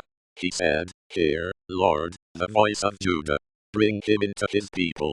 With his hands he contended for himself. You shall be a help against his adversaries. About Levi he said, your Thummim and your Urim are with your godly one, whom you proved at Massa, with whom you contended at the waters of Meribah. He said of his father, and of his mother, I have not seen him. He didn't acknowledge his brothers, nor did he know his own children, for they have observed your word, and keep your covenant. They shall teach Jacob your ordinances, and Israel your law. They shall put incense before you, and whole burnt offering on your altar. Lord, bless his skills. Accept the work of his hands. Strike through the hips of those who rise up against him, of those who hate him, that they not rise again. About Benjamin he said, the beloved of the Lord will dwell in safety by him. He covers him all day long. He dwells between his shoulders. About Joseph he said, his land is blessed by the Lord, for the precious things of the heavens, for the dew, for the deep that couches beneath, for the precious things of the fruits of the sun, for the precious things that the moon can yield, for the best things of the ancient mountains, for the precious things of the everlasting hills, for the precious things of the earth and its fullness, the goodwill of him who lived in the bush. Let this come on the head of Joseph, on the crown of the head of him who was separated from his brothers. Majesty belongs to the firstborn of his herd. His horns are the horns of the wild ox. With them he will push all the peoples to the ends of the earth. They are the 10,000s of Ephraim. They are the thousands of Manasseh. About Zebulun he said, rejoice, Zebulun, in your going out, and Issachar, in your tents. They will call the peoples to the mountain. There they will offer sacrifices of righteousness, for they will draw out the abundance of the seas, the hidden treasures of the sand. About Gad he said, he who enlarges Gad is blessed. He dwells as a lioness, and tears the arm and the crown of the head. He provided the first part for himself, for the lawgiver's portion was reserved for him. He came with the heads of the people. He executed the righteousness of the Lord, his ordinances with Israel. About Dan he said, Dan is a lion's cub that leaps out of Bashan. About Naphtali he said, Naphtali, satisfied with favor, full of the Lord's blessing, possess the west and the south. About Asher he said, Asher is blessed with children. Let him be acceptable to his brothers. Let him dip his foot in oil. Your bars will be iron and bronze. As your days, so your strength will be. There is no one like God, Jeshurun, who rides on the heavens for your help, in his excellency on the skies. The eternal God is your dwelling place. Underneath are the everlasting arms. He thrust out the enemy from before you, and said, destroy. Israel dwells in safety, the fountain of Jacob alone, in a land of grain and new wine. Yes, his heavens drop down dew. You are happy, Israel. Who is like you, a people saved by the Lord, the shield of your help, the sword of your excellency? Your enemies will submit themselves to you. You will tread on their high places. Moses went up from the plains of Moab to Mount Nebo, to the top of Pisgah, that is opposite Jericho.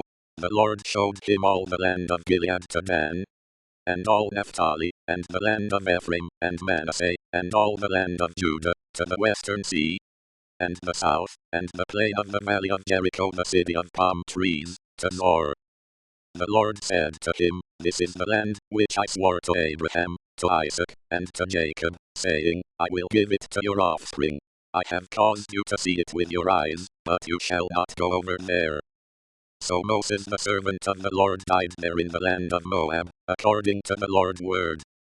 He buried him in the valley in the land of Moab opposite Beth Peor, but no man knows where his tomb is to this day. Moses was 120 years old when he died. His eye was not dim, nor his strength gone. The children of Israel wept for Moses in the plains of Moab 30 days, until the days of weeping in the morning for Moses were ended. Joshua the son of Nun was full of the spirit of wisdom, for Moses had laid his hands on him. The children of Israel listened to him, and did as the Lord commanded Moses. Since then, there has not arisen a prophet in Israel like Moses, whom the Lord knew face to face. In all the signs and the wonders which the Lord sent him to do in the land of Egypt, to Pharaoh, and to all his servants, and to all his land, and in all the mighty hand, and in all the awesome deeds, which Moses did in the sight of all Israel,